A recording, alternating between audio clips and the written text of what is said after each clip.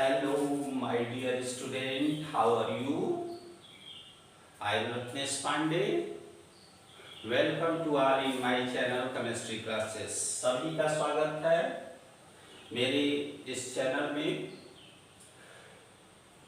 और हम लोग पढ़ रहे हैं एटॉमिक स्ट्रक्चर के विषय में। हमारा टॉपिक क्या चल रहा है?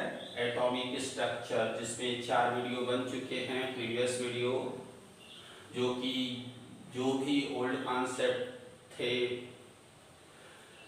एटॉमिक स्ट्रक्चर के विषय में, उसके विषय में हमने उसमें एक्सप्लेनेशंस किया है, डिस्कशन किया है। कोई प्रॉब्लम होगा तो आप लोग मैसेज करते ही हो, है ना? ठीक है। इसके पहला वाला वीडियो जो हमने बनाया था उसमें कुछ बच्चे बोल रहे थे कि ट्रांजिशंस ऑफ इलेक्ट्रॉन नहीं समझ में आया। ठीक है, कुछ विशेष नहीं है। आपने निल्स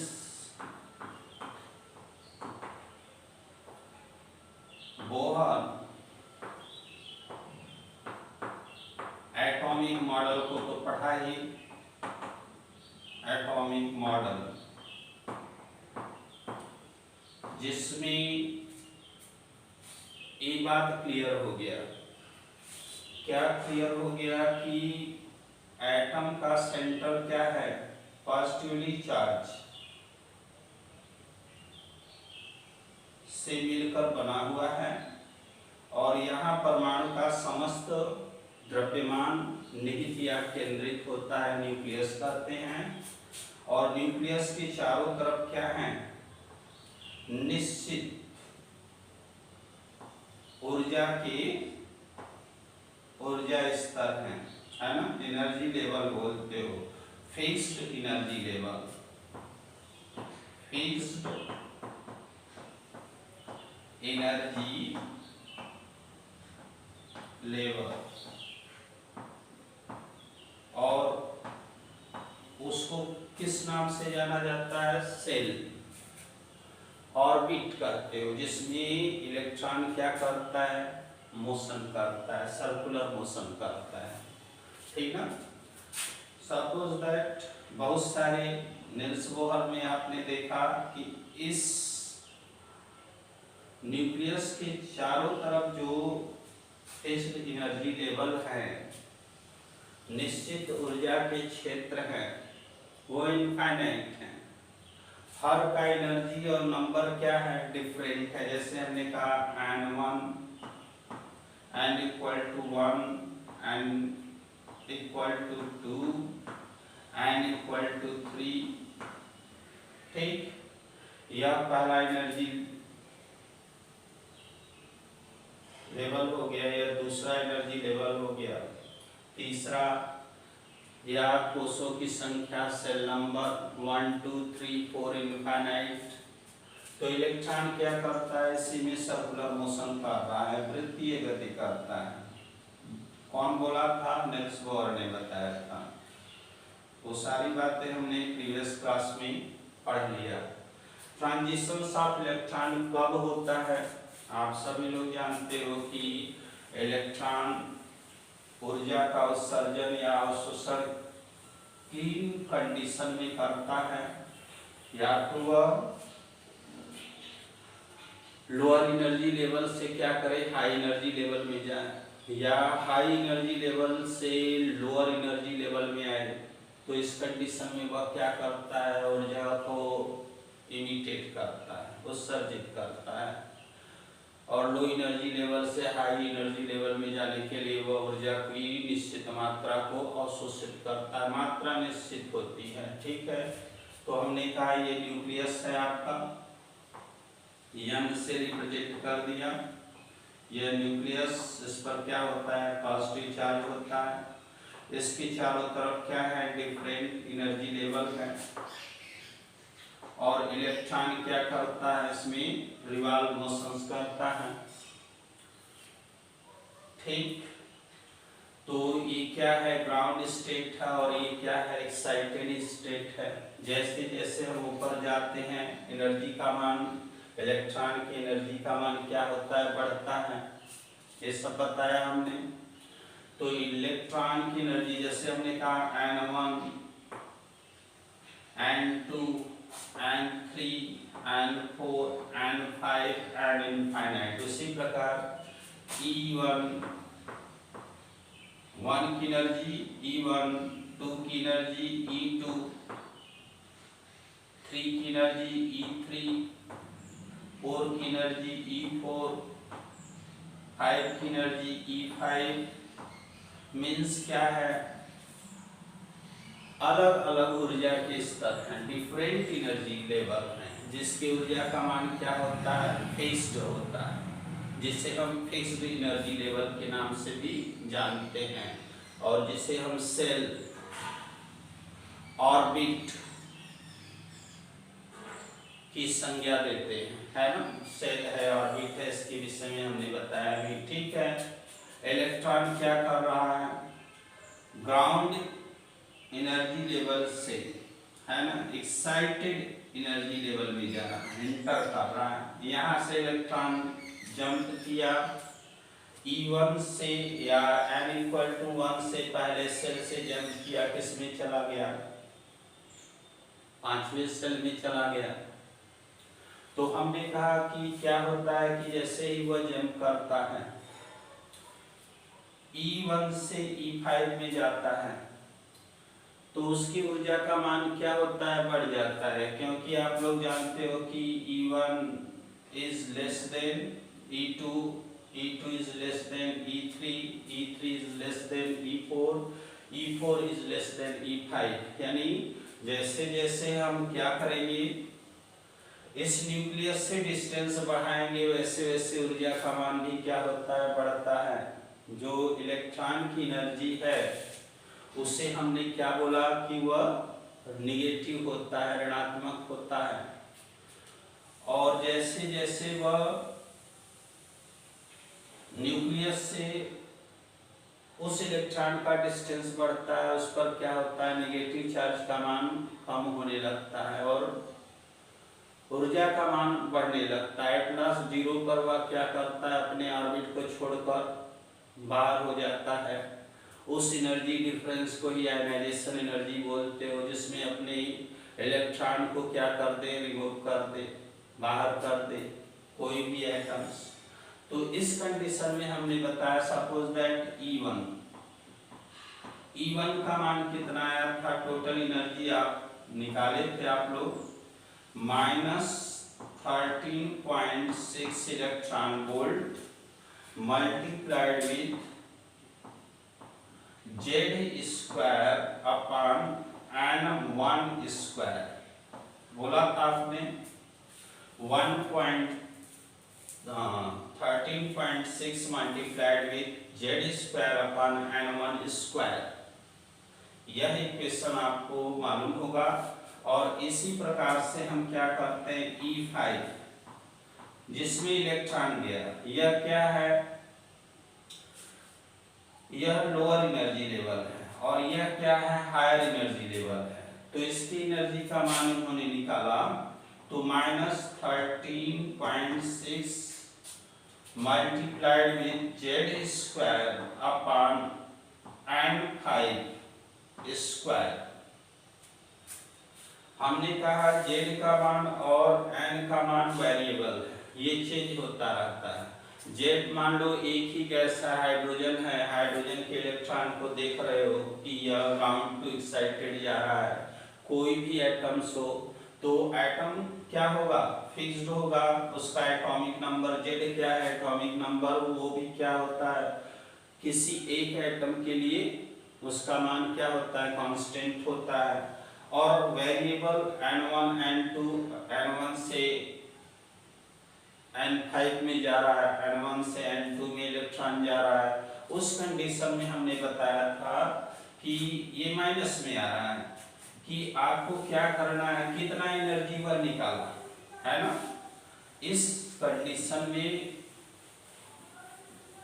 इमिटेड एनर्जी का मान या उत्सर्जित ऊष्मा का मान, ऊर्जा का मान डेल्टा E को कैसे निकालते हो, E5 माइनस E1। E1 क्या है? फर्स्ट एनर्जी लेवल,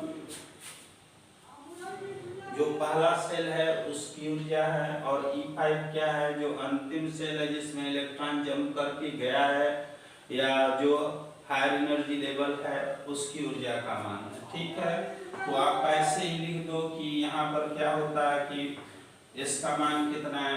13.6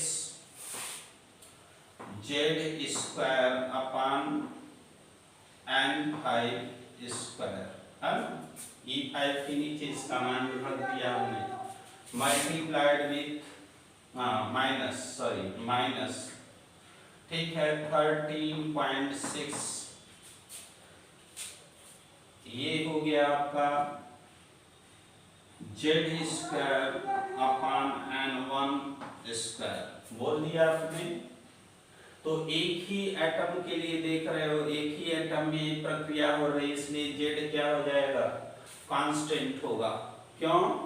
क्योंकि एक एटम जो लिया हमने, हाइड्रोजन ले लिया, कोई भी एटम ले सकते हो, है ना, हीलियम ले लिया, लिथियम ले लिया, और उसमें हम यह देख रहे हैं तो उसका एटॉमिक नंबर क्या होता है? फिक्स्ड होता है। बस एनर्जी लेवल को इलेक्ट्रॉन क्या करता है? क्रॉस करता है एक एनर्जी लेवल से दूसरे एनर्जी लेवल में। आपने क्या निकाला? Delta E, transitions of electron निकाल रहे हो, कोई प्रॉब्लम नहीं। ठीक है, तो फिर आप लोग मैथ तो जानते ही हो कि क्या क्या कांस्टेंट है उसको हमने बाहर कर दिया। ठीक है, बाहर कर लो। तो यहाँ पर क्या होता है ना, इसको अलग अलग ब्रैकेट में लिखते हैं। जैसे हमने कहा ये माइनस है और ये भी क्या है? माइनस में ही होगा, ये दोनों माइनस में है। तो ब्रैकेट से पहले आपका माइनस है तो अंदर प्लस हो जाएगा, प्लस साइन, यही ना करते हो। ठीक है, तो उसको प्लस कर लिया हमने। क्या बोला? 13.6 Z square upon N5 square. ठीक, क्योंकि N1 से 5 में जा रहा है ना, तो ये माइनस में है, और लेकिन ये क्या हो गया? प्लस में हो गया। 13.6 Z square upon N1 square. ये जेड है, जेड मीन्स एटॉमिक नंबर, आप लोग समझ लियो, ऐसे ही बना दिया मैंने। अब इसमें आप क्या क्या कॉमन ले सकते हो बताओ अपने से? ये कॉमन ले सकते हो, ये कॉमन ले सकते हो। N1 N5 एक दूसरे से क्या है? अलग है, तो ले लो कॉमन। तो माइनस की जगह पर आप रहने दो, उसको माइनस को माइनस रहने दो, 13.6 को कॉमन ले लो, और उसके साथ क्या आ गया? जेड स्क्वायर, क्योंकि इन दोनों का मान क्या है? फिक्स्ड है, किसी एक एटम में ही परिवर्तन को देख रहे हैं, है ना, तो एटॉमिक नंबर उसका फिक्स्ड होगा। ओके, हाइड्रोजन में देख रहे हो तो 1 होगा, सभी लोग जानते हो। अब इसको हमने बाहर कर दिया तो बचा क्या अंदर? -1 अपान N5 का स्क्वायर प्लस 1 अपान N1 का स्क्वायर, यही बचा। इतना बाहर कर दिया तो ये बचेगा। इतना समझ में आया? डेल्टा ई का मान अभी आप लोग निकाल रहे हो, वो अलग एटॉमिक मॉडल में हमने सब कुछ बताया है। ठीक है, कुछ बच्चों को प्रॉब्लम था, वही सॉल्व करा रहा हूँ। ठीक, तो डेल्टा ई इक्वल टू आप लिख सकते हो, क्या लिखोगे? इतना कर दिया तो हम इसको इस फॉर्म में भी लिख सकते हैं, 13.6 मल्टीप्लाइड विद जेड स्क्वायर। अब इसको ये प्लस है, इसको हमने आगे कर दिया ऐसे, N1 स्क्वायर प्लस है, और ये माइनस में है, इसको इस साइड में कर दो, कोई मान में अंतर आने वाला नहीं। ओके, बस यही होता है। Lower energy level minus high energy level कर दो, है ना, N1 से N5। और यहाँ पर देखो वेव नेचर आपने देखा, क्या देखा इसके पहले? डी ब्रोगली क्वेश्चन देखा, de Broglie de Broglie equation देखा आपने, और जो कि यह शो करता है कि जो इलेक्ट्रॉन है वह क्या है, माइक्रो पार्टिकल्स है, बहुत छोटा पार्टिकल्स है, जिसका मास बहुत कम होता है, स्पीड क्या होता है, बहुत ज्यादा होता है। इसमें भी क्या हो सकता है, प्रकाश या ध्वनि की तरह इसमें भी वेव नेचर रिप्रेजेंट हो सकता है, प्रदर्शित या वेव नेचर को भी प्रदर्शित करता है। डी ब्रॉगली ने बताया था। हेजनबर्ग अनसर्टेनिटी प्रिंसिपल को आपने फॉलो किया, पढ़ा, ये सब प्रीवियस क्लास में हमने बता दिया है ना, जिसमें अनिश्चितता का सिद्धांत, तो जब वेव नेचर को वह रिप्रेजेंट करेगा, वेव नेचर को प्रदर्शित करेगा, तो यह फिक्स नहीं है कि कहाँ पे किस वेलोसिटी में है, ये सब बातें हमने बता दिया। तो डी ब्रॉगली में देखिए, डी ब्रॉगली से पहले थे प्रकाश के लिए मैक्स प्लैंक, है ना, प्रकाश के लिए मैक्स प्लैंक का नाम आता है।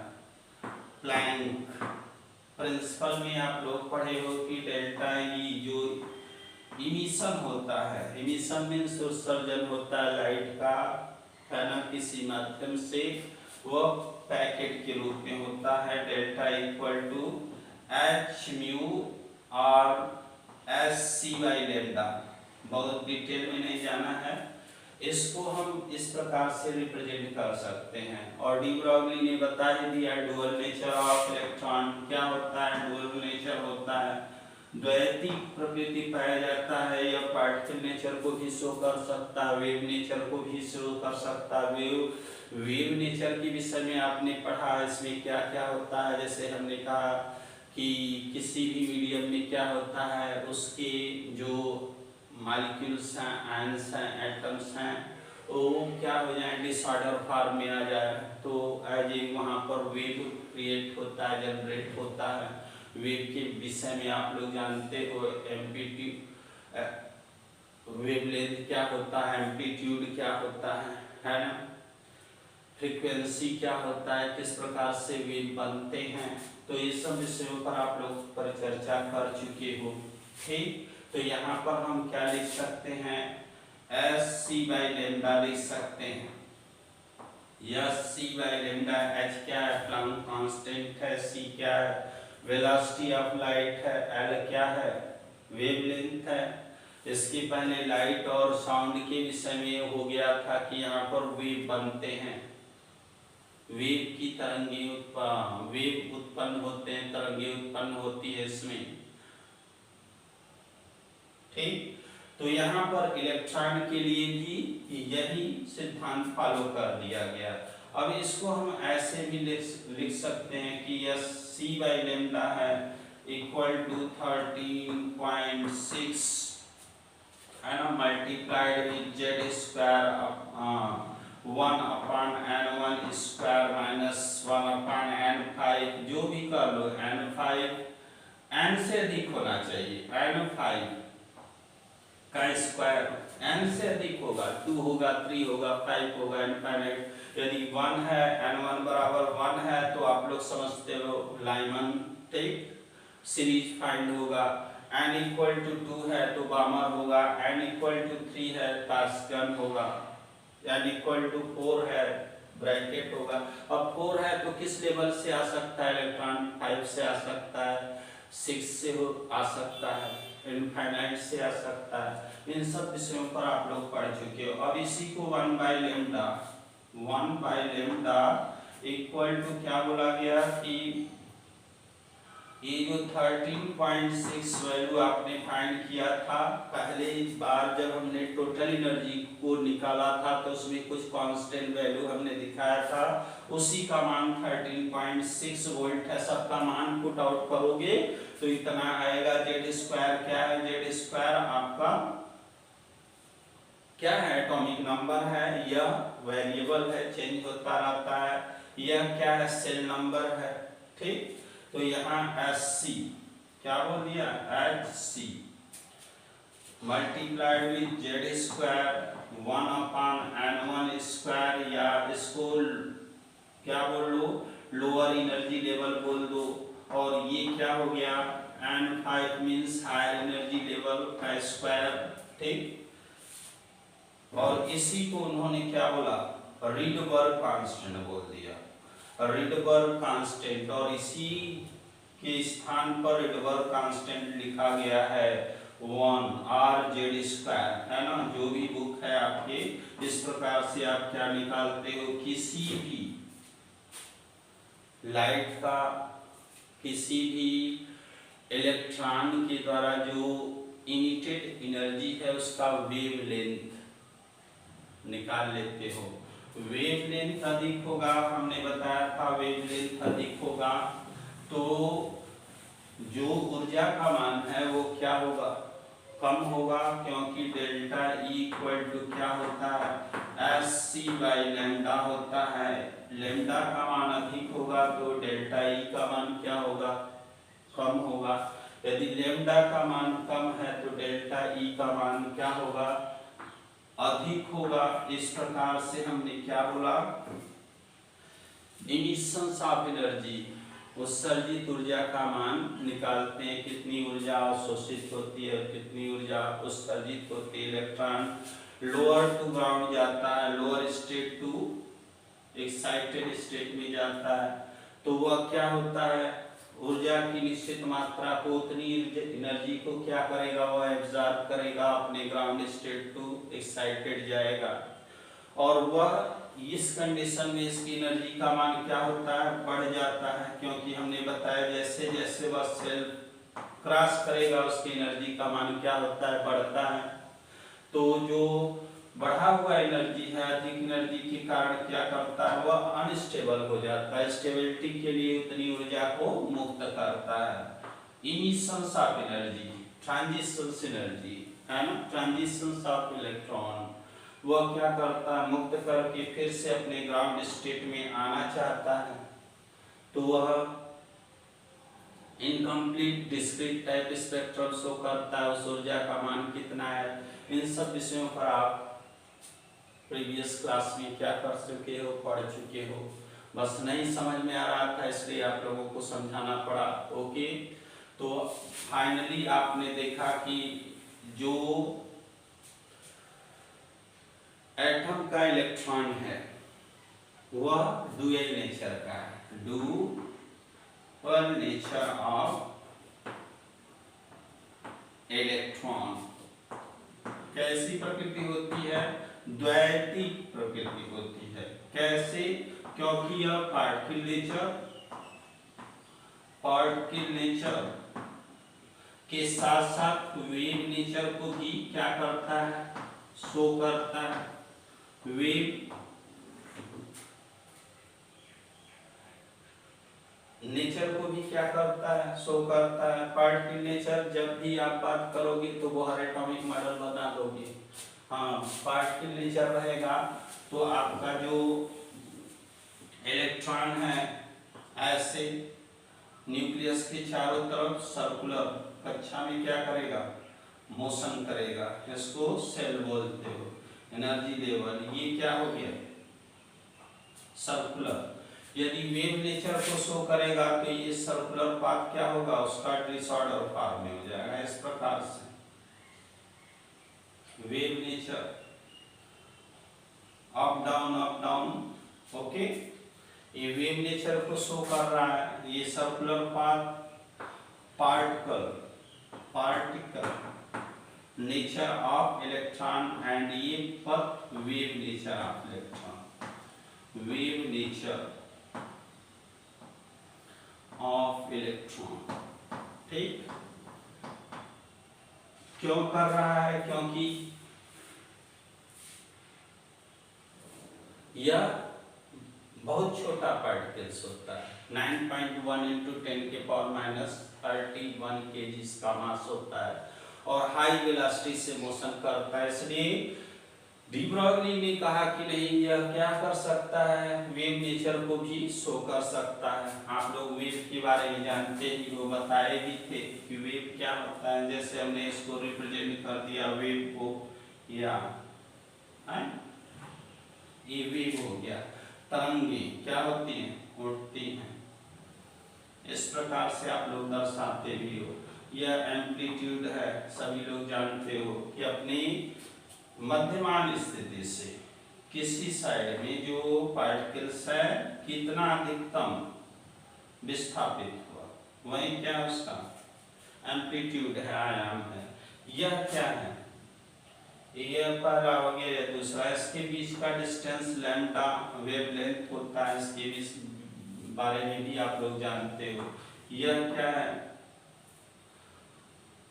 मिड पॉइंट होता है, स्थिर अवस्था में यहीं पर रुकता है। विरामावस्था में पार्टिकल्स फिर उसके दोनों साइड में क्या करता है, मोशन करता है, इधर जाता है, पॉजिटिव इधर आता है, नेगेटिव दोनों सेम है, बस डायरेक्शन का अंतर होता है।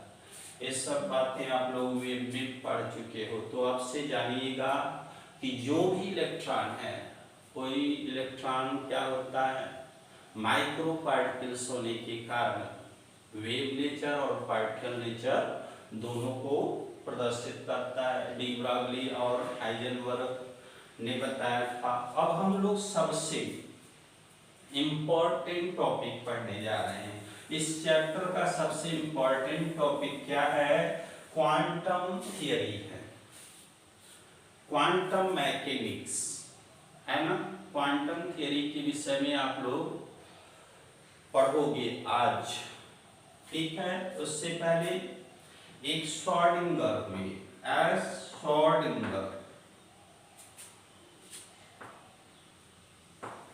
डिंगर, इन्होंने क्या किया, इंपॉर्टेंट रोल है इनका। जब आप लोग बीएससी में जाओगे तो इनका वेव इक्वेशंस डेराइव करने के लिए दिया जाता है, आप लोगों को सिलेबस में, पाठ्यक्रम में है। तो इस बार तो पाठ्यक्रम में नहीं है, वाली हम जानकारी दे रहे हैं आप लोगों को। इन्होंने इलेक्ट्रॉन वेव इक्वेशंस दिया था। क्या दिया था, इलेक्ट्रॉन वेव इक्वेशन। रेडिएशन के बारे में जानते हो, जो सूर्य से विकिरण ऊर्जा बोलते हैं, रेडिएशन ऑफ इलेक्ट्रॉन, जो सूर्य से ऊर्जा क्या होती है, मुक्त होती है, रेडिएशंस, इलेक्ट्रोमैग्नेटिक वेव है ना। तो इलेक्ट्रॉन वेव इक्वेशंस किसने दिया था, तो श्रोडिंगर ने दिया था, श्रोडिंगर ने दिया था। ओके, इन्होंने क्या बताया कि डी स्क्वायर जाई upon D X square plus D square जाई wave function D Y square plus D square जाई D Z square plus 8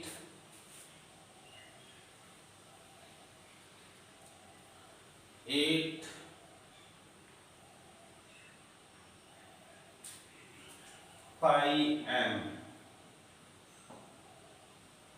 upon H square. Total energy minus potential energy multiplied with जाई, 8 pi square 8 pi square M upon H square.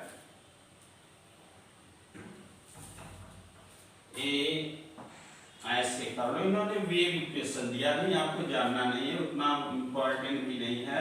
Equal to 0 बोल दिया इन्होंने। इसका मान कितना के बराबर है, 0 के बराबर है। क्या बोला, डी स्क्वायर जाई upon D X square plus D square जाई upon D Y square plus D square जाई upon D Z square plus 8 pi square M upon H square E minus भी।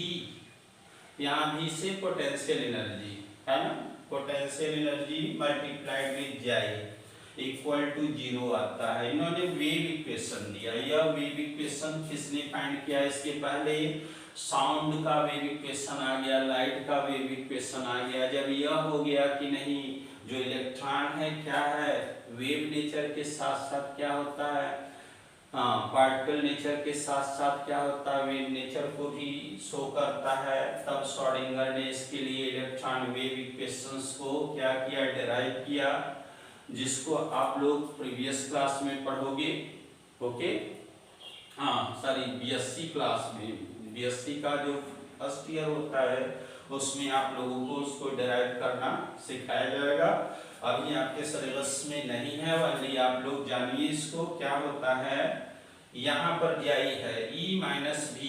E क्या है, टोटल एनर्जी ऑफ इलेक्ट्रॉन है, V क्या है, potential energy of electron है, 8 pi square, M क्या है, मास ऑफ इलेक्ट्रॉन है, H स्क्वायर क्या है, प्लैंक कांस्टेंट है, X Y और Z क्या है, यह 3 डायमेंशन को शो करते हैं। X Y Z आप सभी लोग जानते हो, है ना। 3D स्ट्रक्चर को शो करेगा। इलेक्ट्रॉन यदि वेव नेचर को शो कर रहा है तो वह 3D स्ट्रक्चर को अप्लाई करेगा, ऐसा कुछ बोला इन्होंने। और इसी इक्वेशन के आधार पर उन्होंने 3 क्वांटम नंबर को फाइंड किया। कौन कौन सा क्वांटम नंबर था, वैसे क्वांटम नंबर 4 प्रकार के होते हैं। पहला होता है प्रिंसिपल क्वांटम नंबर, सेकेंड होता है azimuthal quantum number, third magnetic quantum number and fourth क्या होता है, स्पिन क्वांटम नंबर होता है। देखिएगा मेन यही है, श्रोडिंगर जब आए तो उन्होंने क्या किया, इलेक्ट्रॉन वेव इक्वेशंस को दे दिया। जैसे इसके पहले साउंड का वेव इक्वेशन आ गया था, लाइट का वेव इक्वेशन आ गया था, और इन्होंने इस वेव इक्वेशन से जाई क्या बोला जाता है, वेव फंक्शन बोला जाता है। इस बेसिस पर उन्होंने 3 क्वांटम नंबर को फाइंड कर लिया था। ठीक है, इसके द्वारा, इस इक्वेशंस के द्वारा उन्होंने क्या किया, जो इलेक्ट्रॉन है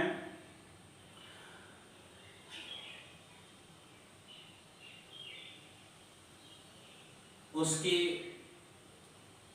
डिस्ट्रीब्यूशन को बताया। Maximum probability of finding electron, उन्होंने उसको ऑर्बिटल बोला। और ऑर्बिटल का शेप कैसा है, साइज कैसा है ना। और फिर ओरिएंटेशंस किस प्रकार का होता है, इस इक्वेशंस के द्वारा हम क्या करते हैं, ज्ञान कर लेते हैं। कोई प्रॉब्लम? नो प्रॉब्लम, अभी सब बताएंगे आप लोगों को, घबराइएगा नहीं। ठीक, श्रोडिंगर के बाद क्वांटम थ्योरी आ गया। Quantum theory, quantum number, quantum number,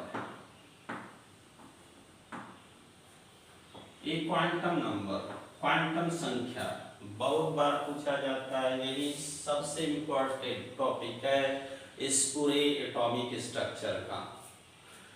quantum number क्या है, लोकेशंस ऑफ इलेक्ट्रॉन है, लोकेशन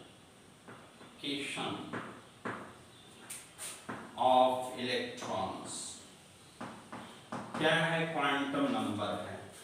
जैसे हम किसी का एड्रेस पता करते हैं, है ना, एड्रेस में आप लोग जानते हो उसका पता होता है, उसी प्रकार इलेक्ट्रॉन का पता कि इलेक्ट्रॉन किस मुख्य ऊर्जा स्तर में है। ठीक, वो कोषों की संख्या कितनी है, कोषों की संख्या कितनी है, उसका साइज कितना, एनर्जी कितना है, रेडियाई कितना है, और स्पिन चक्रण कितना कैसा है। इन सब विषयों पर क्वांटम नंबर के द्वारा हम क्या करते हैं, जानकारी प्राप्त कर सकते हैं। तो लोकेशंस ऑफ इलेक्ट्रॉन, जो इलेक्ट्रॉन की स्थिति को बता दे। We can get informations about locations of electron. Electron का एटम में स्थिति किसके द्वारा, क्वांटम नंबर के द्वारा हम ज्ञात करते हैं। देखो क्वांटम संख्या, क्वांटम संख्या हम बता दिए एड्रेस ऑफ इलेक्ट्रॉन होता है। इसके द्वारा क्या करते हैं, मुख्य ऊर्जा स्तर, मेन एनर्जी लेवल या number of cell, number of cell, number of cell किस सेल में होता है ना, किस नंबर के सेल में इलेक्ट्रॉन क्या कर रहा है, रिवॉल्व कर रहा है, सर्कुलर मोशंस कर रहा है। नंबर ऑफ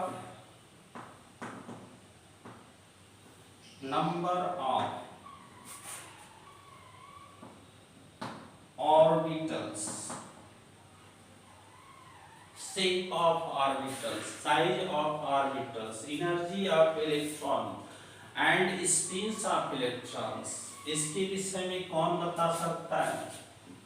क्वांटम संख्या है ना, ऑर्बिटल्स, स्पिन ऑफ इलेक्ट्रॉन, चक्रण के विषय में की जानकारी हम क्वांटम नंबर के द्वारा प्राप्त कर सकते हैं। ओके, तो क्वांटम नंबर से पहले एक छोटा सा कॉन्सेप्ट आप लोग समझ लीजिए। सोमरफील्ड का एटॉमिक मॉडल, सोमरफील्ड ने क्या किया था 1927 के आसपास सोमरफील्ड ने अपना एटॉमिक मॉडल्स दिया। इसमें इन्होंने बताया कि सोमरफील्ड का जो एटॉमिक मॉडल है, सोमरफील्ड एटॉमिक मॉडल, इन्होंने क्या किया था कि इन्होंने मुख्य ऊर्जा स्तर को उप ऊर्जा स्तर में डिवाइड करने की बात कही। मेन एनर्जी लेवल को ये बोला इन्होंने कि हर ऊर्जा स्तर में क्या होते हैं, उप ऊर्जा स्तर होते हैं। जो ऑर्बिटल है, ऑर्बिट है, उसको इन्होंने ऑर्बिटल में कन्वर्ट कर दिया, या मुख्य ऊर्जा स्तर को उप ऊर्जा स्तर में डिवाइड कर दिया, या सेल को सब सेल में इन्होंने क्या किया, क्लासिफाइड किया। इन्होंने कहा कि एक ही सेल के सभी इलेक्ट्रॉनों की एनर्जी क्या होती है, समान नहीं हो सकती। जिनका एनर्जी क्या है, उस सर्कुलर ऑर्बिटल के एंगुलर मोमेंटम के इक्वल है, एंगुलर मोमेंटम के इक्वल है, तो वो क्या करेगा, as a motion circular path पे करेगा। ठीक है, देखो ये सब बातें आप लोग पढ़ चुके हो कि MVR इक्वल टू क्या होता है, NH अपॉन 2 तो सोमरफील्ड लगभग 1927 के आसपास है या उसी के आसपास है, ठीक है। तो इन्होंने कहा एंगुलर मोमेंटम क्या होता है, NH अपॉन 2 ठीक है। n का मान कोई भी नंबर हो सकता है, पूर्ण संख्या हो सकता है, 1 हो सकता है, 2 हो सकता है, 3 हो सकता है, 4 हो सकता है, 5 हो सकता है, कोई पूर्ण संख्या हो सकता है। मान लो फर्स्ट एनर्जी लेवल की बात कर रहे हो, मान लो सेकेंड एनर्जी लेवल की बात कर रहे हो, तो वही क्या होता है, मुख्य ऊर्जा स्तर होता है। ये क्या है, मुख्य ऊर्जा स्तर को शो करते, मेन एनर्जी लेवल को क्या कर रहे हैं, प्रदर्शित कर रहे हैं। तो यहाँ पर MVR equal to NH upon 2 जिसमें कोणीय संवेग क्या है, इसके इक्वल है, तो उसका पाथ क्या होता है, सर्कुलर होता है। और कुछ इलेक्ट्रॉन ऐसे भी हैं जिनका n लेवल में है, लेकिन उसका मान कोणीय संवेग का मान क्या होता है, इसके इक्वल नहीं होता, इससे कुछ कम होता है। जिन उसके लिए उन्होंने यह फार्मूला दिया कि MVR equal to KH upon 2 ठीक। जैसे k का मान किस पर डिपेंड करता है, n के मान पर डिपेंड करता है। हमने कहा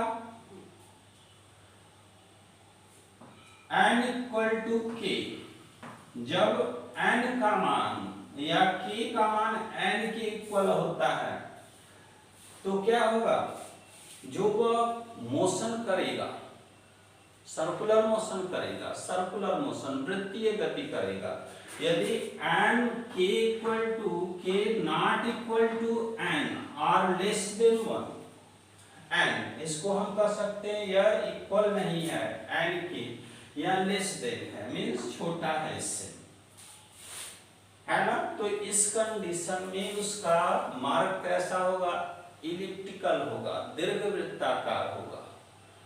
इन्होंने बताया कि जो इतना बात समझ में आया, इन्होंने मुख्य ऊर्जा स्तर को क्या किया, उप ऊर्जा स्तर में डिवाइड किया था। यह इनका प्रारंभिक कॉन्सेप्ट था जिन्होंने की मेन एनर्जी लेवल को और छोटे छोटे भागों में कन्वर्ट कर दिया कि सभी इलेक्ट्रॉनों की एनर्जी का मान क्या है, समान नहीं है। और यदि समान हो जाएगा तो उसका मार्ग कैसा होगा, सर्कुलर होगा। नहीं समान है तो उसी लेवल का इलेक्ट्रॉन क्या करेगा, एलिप्टिकल मोशंस को अप्लाई करेगा, दीर्घवृत्ताकार पथ पर मोशन करेगा। जब उसकी एनर्जी का मान क्या होगा, मुख्य ऊर्जा स्तर की एनर्जी के इक्वल होगा, तो उस कंडीशन में उसका मार्ग क्या हो जाएगा, वृत्तीय हो जाएगा। ओके, तो इतना समझिएगा कि mvr इक्वल टू nh/2π होता है। इन्होंने सब एनर्जी लेवल को बना के बोला कि n को k में कन्वर्ट कर दिया और k का मान बोला कि n के मान के बराबर हो सकता है, कम हो सकता, अधिक नहीं हो सकता है, कम हो सकता है एक ही सेल के लिए, है ना। कम रहेगा तो उसका मार्ग कैसा होगा, एलिप्टिकल होगा, दीर्घवृत्ताकार होगा। यदि इक्वल होगा तो क्या होगा, वृत्ताकार होगा। देखिए सोमरफेल्ड एटॉमिक मॉडल्स थोड़ा सा बता दिए क्योंकि क्वांटम थियरी में बहुत इंपॉर्टेंट है ना। क्वांटम थियरी में जो सब एनर्जी लेवल बनाए गए उसके विषय में आप लोग सीख लो, ठीक। तो यहाँ पर उन्होंने कहा जो आपका जैसे मान लो n इक्वल टू 2 है, ठीक है, यह दूसरा सेल, या n इक्वल टू 3 है, ऐसे सर्कुलर पथ होता है। ये सब जानते हो कि ये न्यूक्लियस है, उसके चारों तरफ क्या है, सर्कुलर पथ पर मोशन कर रहा है इलेक्ट्रॉन। तो इन्होंने कहा कि हर एनर्जी लेवल में जो इलेक्ट्रॉन है, ये जरूरी नहीं कि उसकी ऊर्जा का मान समस्त इलेक्ट्रॉनों की ऊर्जा का मान क्या हो, इक्वल हो। कुछ इलेक्ट्रॉन क्या करते हैं, एज उस mvr इक्वल टू nh/2π को फॉलो करते हैं, जिसके कारण उसका मार्ग क्या होता है, सर्कुलर होता है, वृत्तीय पथ पर वो मोशन करेंगे।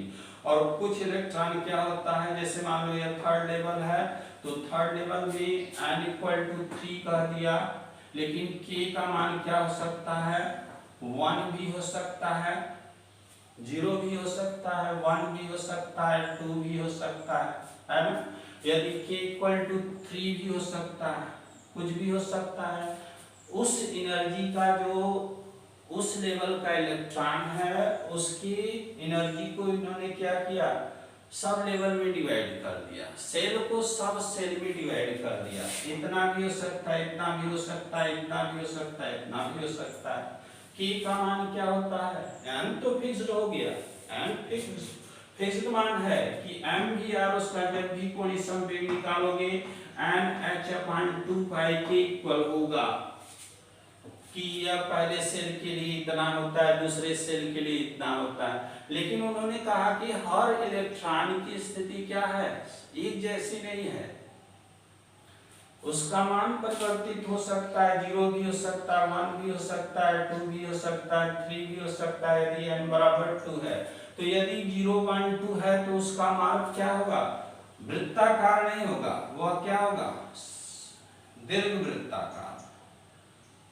इस प्रकार से उन्होंने बताया कि वह तब दीर्घवृत्ताकार पथ को अप्लाई करता है। और इसी बेसिस पर उन्होंने बताया कि n/k equal to long axis की लंबाई, length of long axis divided with length of short axis. तो इन्होंने क्या कहा कि हर एक तो फिक्स्ड है, एनर्जी लेवल में इतनी एनर्जी होगी तो आपका फर्स्ट एनर्जी लेवल होगा, इतना एनर्जी होगा तो सेकेंड होगा। लेकिन उन्होंने बताया कि उसमें ऐसे भी कुछ इलेक्ट्रॉन होंगे जिसका एनर्जी लेवल उस लेवल में है लेकिन उस लेवल के इक्वल नहीं है। तो 0 जैसे हमने कहा n इक्वल टू 3, तो इसमें हर इलेक्ट्रॉन की एनर्जी 3 नहीं होगी, कुछ इलेक्ट्रॉन की एनर्जी 0 भी हो सकता है, कुछ इलेक्ट्रॉन की एनर्जी 1 भी हो सकता है ना। कुछ इलेक्ट्रॉन की एनर्जी 2 के इक्वल हो सकता है, 3 भी हो सकता है। यानी n का मान है n का मान, उसको k के रूप में इन्होंने डिफाइन कर दिया। और यदि 0 1 2 3 और इसी प्रकार n इक्वल टू 2 है तो ये तो फिक्स्ड मान है, इतना होना चाहिए। लेकिन जो इलेक्ट्रॉन है यदि उसका मान क्या है, n की जगह पर उन्होंने सब एनर्जी लेवल की बात कर दी। हो सकता है जो इलेक्ट्रॉन उस लेवल में रिवॉल्व मोशन कर रहा है उसकी एनर्जी का मान इसके इक्वल ना हो सकता है, 0 हो सकता है 1 हो। तो इससे उन्होंने क्या बोला, सब एनर्जी लेवल बोला। और इस आधार पर उन्होंने अपना मॉडल दिया। हालांकि ये भी मॉडल आपके सिलेबस में नहीं है, वही जानकारी के लिए दे दिया हमने कि जो मुख्य ऊर्जा स्तर है उसको उप ऊर्जा स्तर के रूप में कैसे डिवाइड किया जाता है। एक ही ऊर्जा स्तर में जब क्या करते हैं उसको डिफरेंट लेवल देते हैं, एक ही ऊर्जा स्तर को डिफरेंट एनर्जी लेवल में क्या करते हैं, डिस्ट्रीब्यूट कर देते हैं, तो वह सब एनर्जी लेवल बोला जाता है ना। यहाँ पर भी यह बात बताया गया, n equal to 2 n equal to 3 है ना। तो यहाँ पर k का मान 0 रहेगा 1 रहेगा तो उसका मार्ग कैसा होगा, एलिप्टिकल पाथ को वह अप्लाई करेगा, मीन्स दीर्घवृत्ताकार में मोशन करेगा। यदि क्या है n k equal to n है तब जाके वह क्या करेगा, सर्कुलर पाथ पर मोशन करेगा। तो जरूरी नहीं कि एक ही एनर्जी लेवल के सभी इलेक्ट्रॉनों की ऊर्जा सेम हो, कुछ इलेक्ट्रॉन की एनर्जी कम होती है, कुछ इलेक्ट्रॉन की एनर्जी उसके इक्वल होती है। तो कम वाला मार्ग कैसा होगा, एलिप्टिकल मार्ग होगा, मींस दीर्घवृत्ताकार पथ को वो अप्लाई करेगा। तो इस बेसिस पर n upon k equal to length of long axis and l axis का मतलब long axis, length of short axis. Short axis क्या होता है, ये पूरा एक्सिस हो गया है, ये अक्ष से सेंटर से पूरी डिस्टेंस ए एक्सिस हो गया किसी इलेक्ट्रिकल के लिए, है ना। तो ऐसे बनाते हैं, इस प्रकार से आपने एनर्जी लेवल को सब एनर्जी लेवल के रूप में डिवाइड किया। ठीक है, जानना जरूरी इसलिए बता दिया, वन एक्सप्लेनेशन क्लास है इसमें हमने ऐसे ही बता दिया आप लोगों को। ठीक, तो हम आते हैं अपने क्वांटम नंबर, और बहुत इंपॉर्टेंट है, वेरी इंपॉर्टेंट, इस चैप्टर का सबसे इंपॉर्टेंट टॉपिक है क्वांटम नंबर। क्वांटम नंबर, तो quantum number locations of electron, जो इलेक्ट्रॉन की स्थिति को बता दे।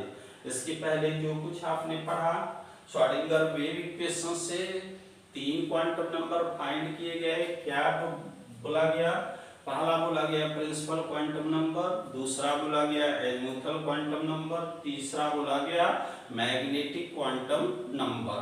ठीक, तो क्वांटम नंबर तो हम कह सकते हैं लोकेशन ऑफ इलेक्ट्रॉन, जो इलेक्ट्रॉन की स्थिति को बताता है। इलेक्ट्रॉन क्या करता है, यदि पार्टिकल नेचर की बात करोगे तो बोर का एटॉमिक मॉडल बना दो, बोर एटॉमिक मॉडल बना दो। और यदि वेव का बात करोगे तो वेव नेचर को शो करो। तो क्वांटम नंबर बेसिस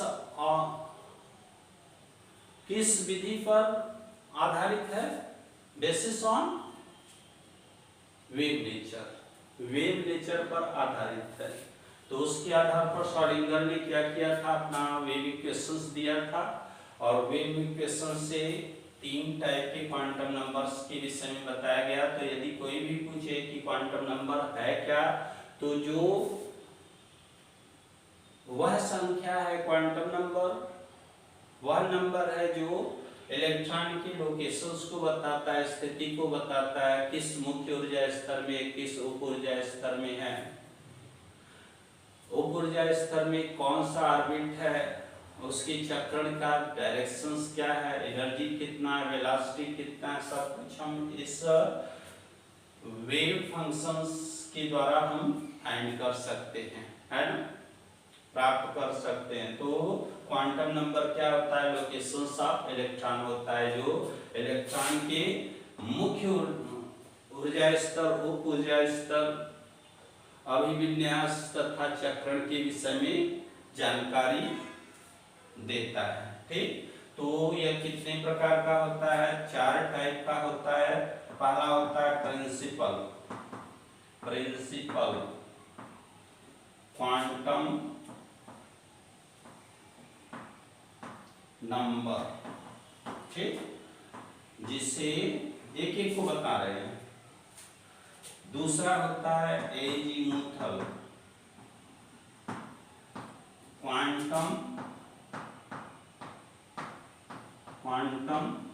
नंबर। तीसरा होता है मैग्नेटिक क्वांटम नंबर। और चौथा होता है, नंबर मीन्स नंबर, संख्या। चौथा होता है स्पिन क्वांटम नंबर। ठीक है, एक एक के विषय में हम लोग पढ़ रहे हैं। क्या क्वांटम नंबर 4 टाइप का, principal quantum number, azimuthal quantum number, magnetic quantum number and spin quantum number. चलिए प्रिंसिपल क्वांटम संख्या की तरफ चलते हैं। प्रिंसिपल, स्कूल वाले प्रिंसिपल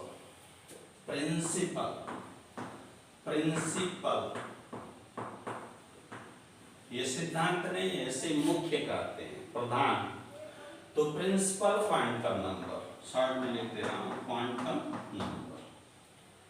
प्रिंसिपल क्वांटम नंबर क्या है? इसे स्मॉल n से रिप्रेजेंट किया जाता है। स्मॉल n से रिप्रेजेंट करते हो जो मेन एनर्जी लेवल या नंबर ऑफ ऑर्बिट को बताता है। इसका मान क्या होता है? 0 के अतिरिक्त, 0 नहीं हो सकता, 0 के अतिरिक्त कोई भी पूर्ण संख्या हो सकता है। 1 हो सकता है, 2 हो सकता है, 3 हो सकता है, 4 हो सकता है, 5 6 डॉट डॉट इनफाइनाइट।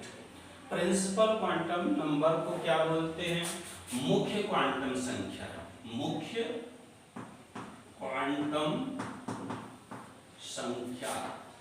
क्वांटम संख्या क्या है? जो कि मुख्य ऊर्जा स्तर, या हम कह सकते हैं जिसके द्वारा हम क्या करते हैं, किसी भी परमाणु के ऑर्बिट की संख्या को प्राप्त करते हैं, उसे क्या बोलेंगे? मुख्य क्वांटम संख्या। इसका मान 0 के अतिरिक्त कोई भी पूर्ण संख्या हो सकता है और इसे स्मॉल n के द्वारा रिप्रेजेंट करते हैं। 1 2 3 4 5, जैसे यह न्यूक्लियस है, या पहली कक्षा, दूसरी, तीसरी, चौथी, पांचवी, छठी, तो ऐसे इनफाइनाइट। तो यह मुख्य ऊर्जा स्तर, इसे क्या बोलते हैं? मेन एनर्जी लेवल बोलते हैं। तो जो मुख्य ऊर्जा स्तर के विषय में बात करें, उसे क्या कहते हैं? Principal quantum number, represented by n, small n। n का मान 0 नहीं हो सकता, 0 के अतिरिक्त कोई भी पूर्ण संख्या हो सकता है। फिर दूसरा आता है एजीमुथल क्वांटम नंबर। ये क्वांटम नंबर में भी आप लोग पढ़ रहे हो, है ना? एजीमुथल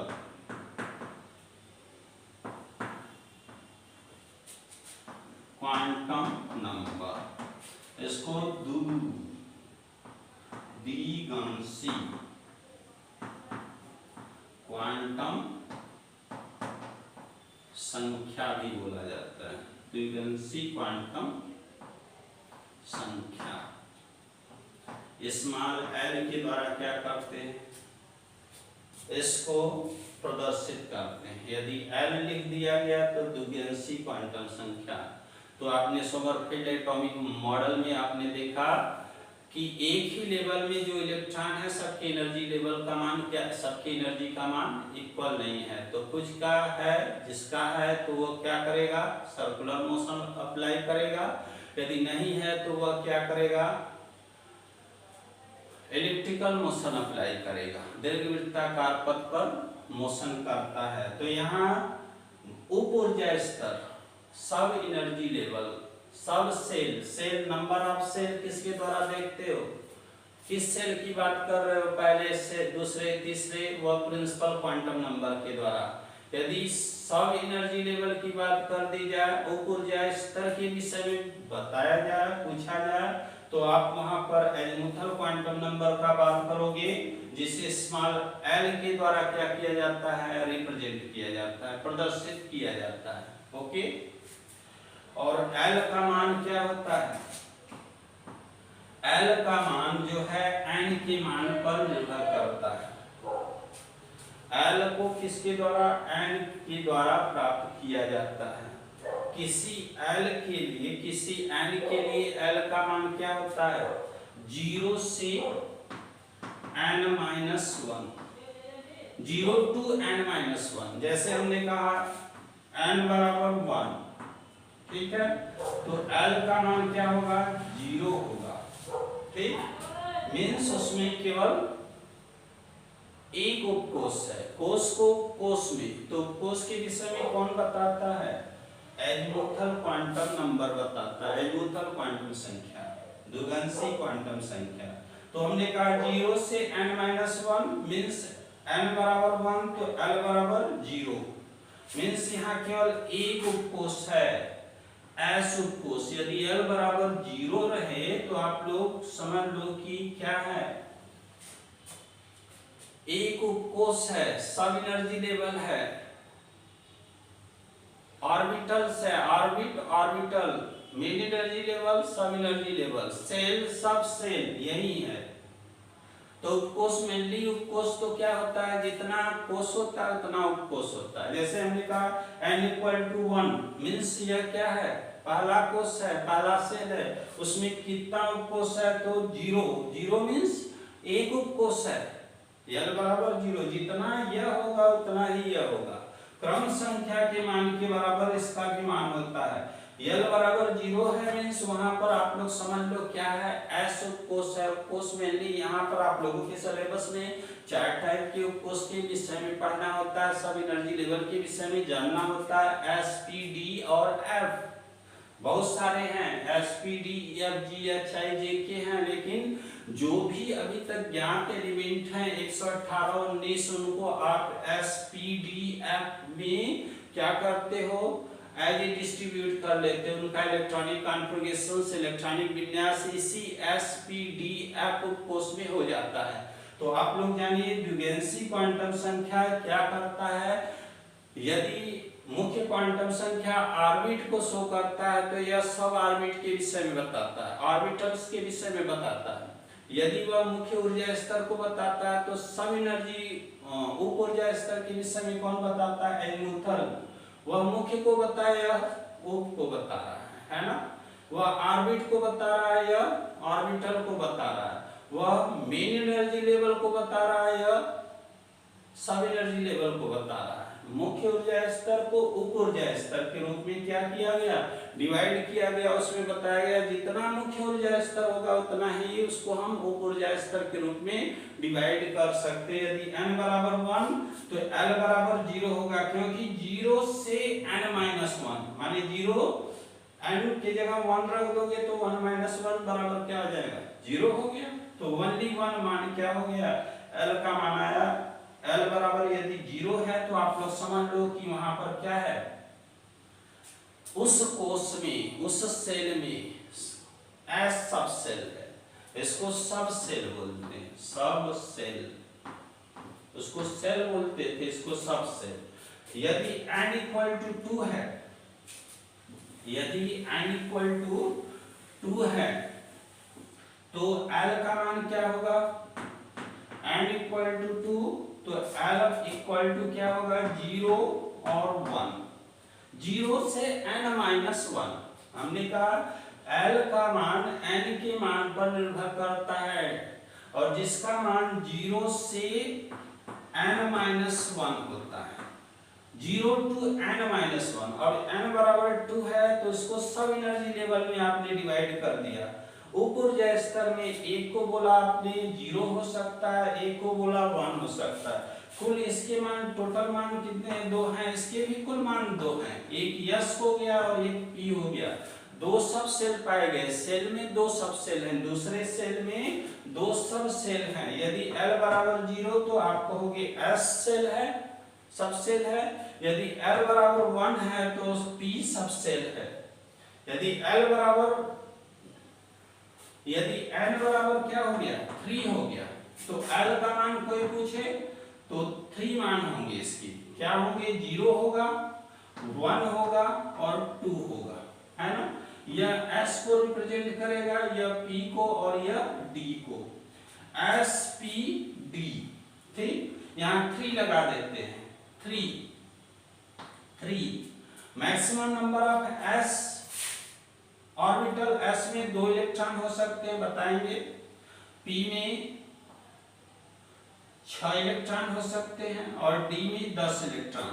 यह यदि नंबर आप आगे शो कर दिए तो यह क्या इसको रिप्रेजेंट करता है कि जो तीसरा सेल है उसमें 3 सब सेल हैं। कौन कौन से हैं? S P D। यदि S है तो L का मान 0 होगा, P है तो L का मान 1 होगा और D है तो L बराबर 2 होगा। S P D F जितना कोष होता है उतना ही उपकोष होता है। मेनली 4 टाइप के उपकोष को आपको पढ़ना है S P D F। यदि हमने n = 4 बोल दिया तो L का कुल कितना मान होगा तो कहोगे 0 से 1 - 1 कंटिन्यू जारी है, मींस 4 मान इसके भी बन रहे हैं 0 1 2 3 4। यह क्या हो गया? यह चौथे सेल की बात कर रहा है, उसमें 4 सब सेल हैं। यदि L बराबर 0 तो आप बोलोगे S है, S में मैक्सिमम नंबर ऑफ इलेक्ट्रॉन 2 हो सकते हैं। यदि L बराबर 1 है तो P है, P में मैक्सिमम नंबर ऑफ इलेक्ट्रॉन 6 हो सकते हैं। यदि L बराबर 2 है तो यहाँ पर D में मैक्सिमम नंबर ऑफ इलेक्ट्रॉन 10 हो सकते हैं, 10 हो सकते हैं।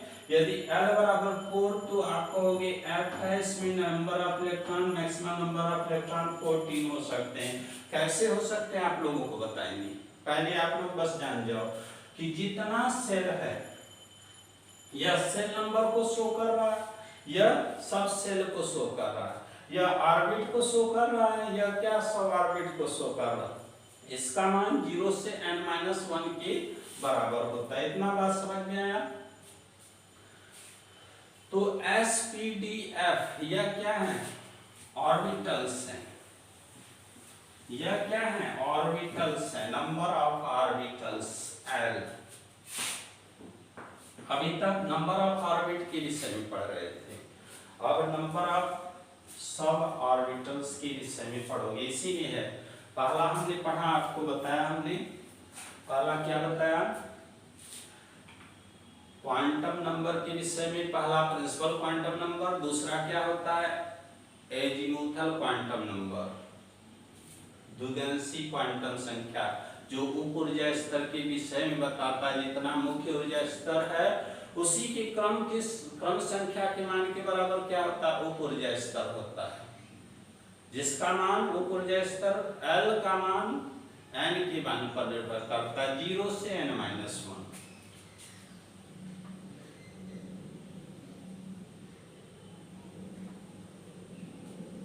ठीक है, इतना समझ में आया?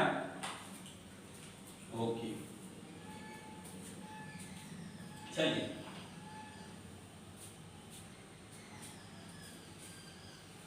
तो देखिए नंबर, तो एजीमुथल क्वांटम संख्या, एजीमुथल जैसे एक टाइप एजीमुथल क्वांटम नंबर, द्विगंशी क्वांटम संख्या, जिसके द्वारा उप ऊर्जा स्तर सब एनर्जी लेवल की बात करते हैं। अभी तक मुख्य क्वांटम संख्या में मेन एनर्जी लेवल की बात कर रहे थे, ऑर्बिट की बात कर रहे थे। यहाँ सब ऑर्बिट, हाँ ऑर्बिटल की बात करेंगे, सब एनर्जी लेवल की बात करेंगे। तो हमने कहा कि L का मान किस पर निर्भर करता है? n के मान पर निर्भर करता है, n के मान पर निर्भर करता है।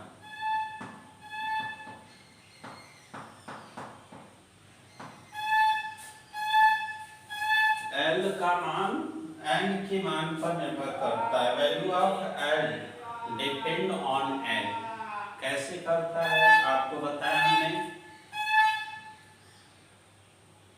इसी में बाजा भी बजने लगता है, डोंट वरी भाई, जिसमें तो होता रहता है, कोई विशेष बात नहीं है, ठीक है। तो L का मान क्या है, N के मान पर निर्भर करता है, ठीक। तो हमने कहा value of L depends on N, किसी N के लिए L का मान क्या होता है, 0 से, मान 0 से चल रहा है n-1 के बराबर। जैसे हमने कहा n = 4 है, तो L का मान बताइए, तो इसका मान क्या हो जाएगा, 0 हो जाएगा पहला, हो दूसरा 1 हो जाएगा, 2 हो जाएगा, 3 हो जाएगा। यही होता है 0 से n-1 मीन्स n-1 का मतलब क्या हो गया, 4 - 1 n-1 n-1 n का जो वैल्यू है उसमें से आपने क्या किया, 1 को माइनस कर दिया, तो क्या क्या बचा उसके पहले, सब एनर्जी लेवल 0 भी हो सकता है, 1 भी हो सकता है, 2 भी हो सकता है, 3 भी हो सकता है।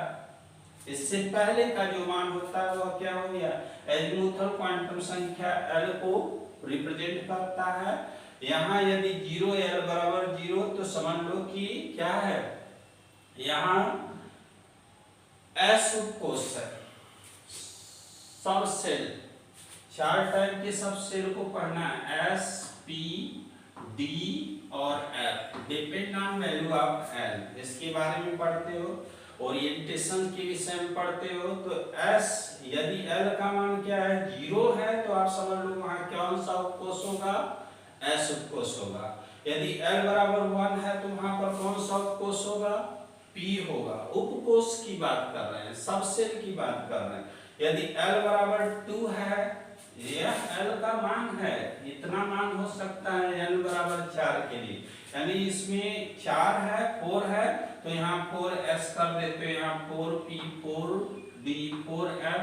4 यदि किसी भी उपकोष से पहले, तो समझ लेना कि यह चौथे कोष की बात कर रहे हो, फोर्थ सेल की बात है, उसमें क्या है, 4 उपकोष हैं, सब सेल हैं। फोर्थ सेल में 4 सब सेल हैं, जिसमें S में 2 इलेक्ट्रॉन होते हैं, P में 6, D में 10 और F में 14 इलेक्ट्रॉन होते हैं। बताएंगे कैसे होते हैं अभी आगे, ठीक। केवल आप जानिए एजीमुथल क्वांटम संख्या के द्वारा क्या किया जाता है, नंबर ऑफ सब सेल इन गिवन सेल, जो कोष दिया गया उसमें कितने उप ऊर्जा स्तर हैं, कितने उप ऊर्जा स्तर बन सकते हैं, इसके बारे में हम जानकारी प्राप्त कर सकते हैं। ओके, फिर आता है आपका मैग्नेटिक क्वांटम नंबर। ऑर्बिटल के विषय में भी हम पढ़ेंगे, ऑर्बिटल क्या है, इसका ओरिएंटेशन कैसे होता है, कैसे इसको रिप्रेजेंट करते हैं, don't worry by this matter. Okay, चलिए अब तीसरा क्वांटम नंबर, मैग्नेटिक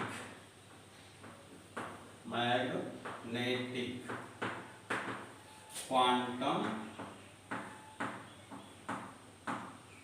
नंबर, ठीक है। मैग्नेटिक क्वांटम नंबर, इसे स्मॉल m के द्वारा रिप्रेजेंट किया जाता है। चुंबकीय क्वांटम संख्या, चुंबकीय क्वांटम संख्या को हम स्मॉल m के द्वारा क्या करते हैं, प्रदर्शित करते हैं।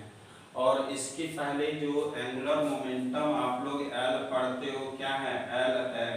एंगुलर मोमेंटम को रिप्रेजेंट कैसे करते हैं, L के द्वारा। तो L के द्वारा जब रिप्रेजेंट करते हैं तो इसका मान कितना है, h/2π NH/2π आता है। तो यहाँ पर h/2π √ स्मॉल l l+1 पर की क्या करते हो, एंगुलर मोमेंटम का वैल्यू फाइंड करते हो, या एंगुलर मोमेंटम के द्वारा क्या करते हैं, एजीमुथल क्वांटम संख्या को निकालते हैं, है ना। L की एंगुलर मोमेंटम का मान दिया हो, प्लांक कांस्टेंट का मान जानते ही हो, 2π, L की संख्या को हम क्या करते हैं, काउंट कर लेते हैं। या एल के द्वारा हम उस उपकोष उस कक्षा के उस उपकोष की एंगुलर मोमेंटम के विषय में जानकारी प्राप्त करते हैं। इसके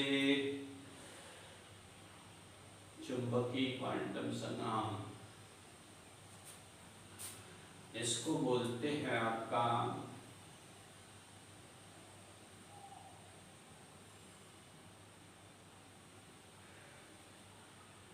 चलिए ठीक है h/2 एंगुलर मोमेंटम। ये फार्मूला उसी श्रोडिंगर वेव इक्वेशन से ही फाइंड किया गया। तो एल के विषय में जानकारी फाइंड करना हो तो आप लोग कैलकुलेशंस करना जानते हो, है ना। तो इसके द्वारा हम उस कोष के एंगुलर मोमेंटम के विषय में जानकारी प्राप्त करते हैं, कोणीय संवेग के विषय में। ये बताना भूल गए थे इसलिए आप लोगों को बता दिया। मैग्नेटिक क्वांटम संख्या इसे स्मॉल m के द्वारा रिप्रेजेंट किया जाता है ना। इसका मान किस पर निर्भर करता है? यदि आप देखोगे तो m का मान किस पर निर्भर करता है? l के मान पर निर्भर करता है। m का मान value of n value of m depend on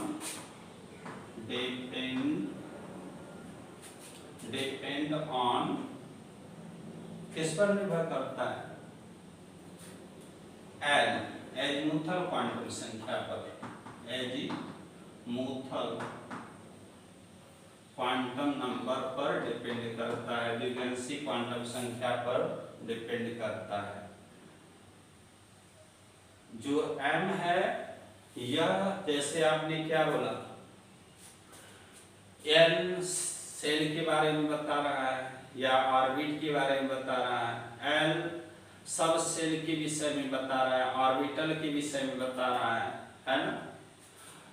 और m क्या बताता है? नंबर ऑफ ऑर्बिटल, संख्या को बताता है कि ऑर्बिटल की संख्या कितनी है। या नंबर ऑफ सब सेल को कौन बताएगा? टोटल नंबर ऑफ सब सेल या मैग्नेटिक क्वांटम संख्या के द्वारा स्मॉल m के द्वारा किसी ऑर्बिटल के भीतर कितने ऑर्बिट है इसके विषय में कौन बताता है? m बताता है।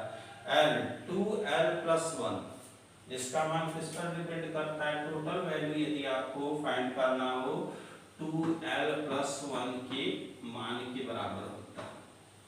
इसका मान टोटल मान 2l+1 के मान के बराबर होता है। 2l total number of m। वैसे m का मान क्या होता है?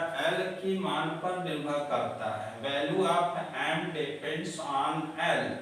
और किसी l के लिए m का मान क्या होता है? प्लस l से 0 plus l to 0 and minus l तक, है ना। प्लस l से 0 माइनस l किसका मान होता है? m का मान होता है। m का मान l के मान पर निर्भर करता है। यह क्या है? Total number of m। यदि आपको total number of m direct question पूछा जाए कि टोटल नंबर ऑफ m क्या होगा तो आप इसको बताओगे। यह 2l+1 के बराबर होता है। बात समझ में आ रहा है? 2l+1 टोटल नंबर, लेकिन वैल्यू जब निकालोगे तो इसका वैल्यू l के वैल्यू पर निर्भर करता है, प्लस l से 0 माइनस l तक। दिखा रहे हैं एग्जांपल। सपोज दैट यदि l बराबर 0 तो m बराबर भी 0 होगा, ठीक, क्योंकि m पर निर्भर करता है। m का मान l के मान पर निर्भर करता है। इसका मान यदि l बराबर 1, अब देखिए तो m का 3 मान क्या मान मिलेगा? हमने कहा प्लस l से 0 माइनस l, ठीक। तो इसको हम +1 बोलेंगे, फिर 0 बोलेंगे और फिर 1 बोलेंगे। क्या? -1 इंटीजर, जैसे इंटीजर रिप्रेजेंट करते हो। तो यह क्या? किसी ऑर्बिटल, यह क्या है? l ऑर्बिटल को बताएगा कि s ऑर्बिटल होगा, p ऑर्बिटल होगा, d ऑर्बिटल होगा। तो ऑर्बिटल में ऑर्बिट क्या होता है? ऑर्बिटल क्या है? ऑर्बिटल वाली नंबर है।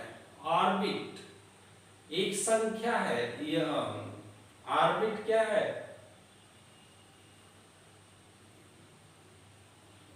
संख्या है। जैसे हमने कहा पहला कोष, पहला सेल, दूसरा सेल, तीसरा सेल, है ना? यहाँ ऑर्बिटल्स की संख्या को रिप्रेजेंट करता है कौन? m।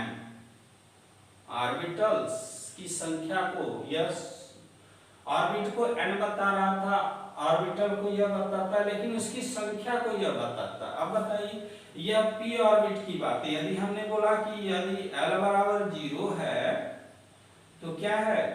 s ऑर्बिटल्स है, और यदि l बराबर 1 है तो यहाँ p ऑर्बिटल्स है। और p ऑर्बिटल में कितने ऑर्बिट हैं? Number of orbit in given orbitals. Orbit क्या होता है? वेव फंक्शन थ्योरी जब दिया गया उसमें बताया गया कि maximum probability of finding electron, जहां इलेक्ट्रॉन के पाए जाने की अधिकाधिक संभावना होती है, उसी को क्या बोलते हैं? कक्षक, ऑर्बिटल्स बोलते हैं। तो यहाँ पर देखिए, यहाँ पर 3 ठो सेल बनेंगे, ऑर्बिट बनेंगे, जहां इलेक्ट्रॉन के पाए जाने की अधिकाधिक संभावना होगा। यह हो गया। और इसमें क्या होता है? डायरेक्शनल होते हैं। px, py, pz 3 फॉर्म में इसका ओरिएंटेशन विन्यास बोला जाता है। बताएंगे भी, जस्ट पहले आप लोग नंबर निकालना सीख लीजिए। तो m में कितने, और p ऑर्बिटल की बात कर रहे हो, उसमें l बराबर 1 होता है तो m का मान l के मान पर निर्भर करता है, जिसका मान प्लस l से 0 माइनस l। तो प्लस l यानी +1, फिर 0, फिर -1।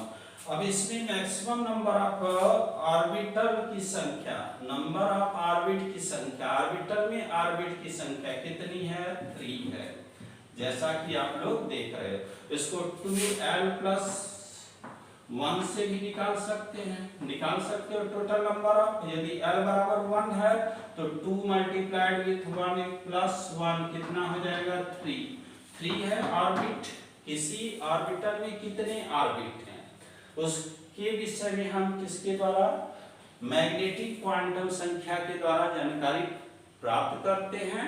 और ये क्या होता है? ओरिएंटेशन को भी रिप्रेजेंट करता है। जो ऑर्बिट है, जो ऑर्बिटल्स है, उसमें उसका ओरिएंटेशन कैसा है?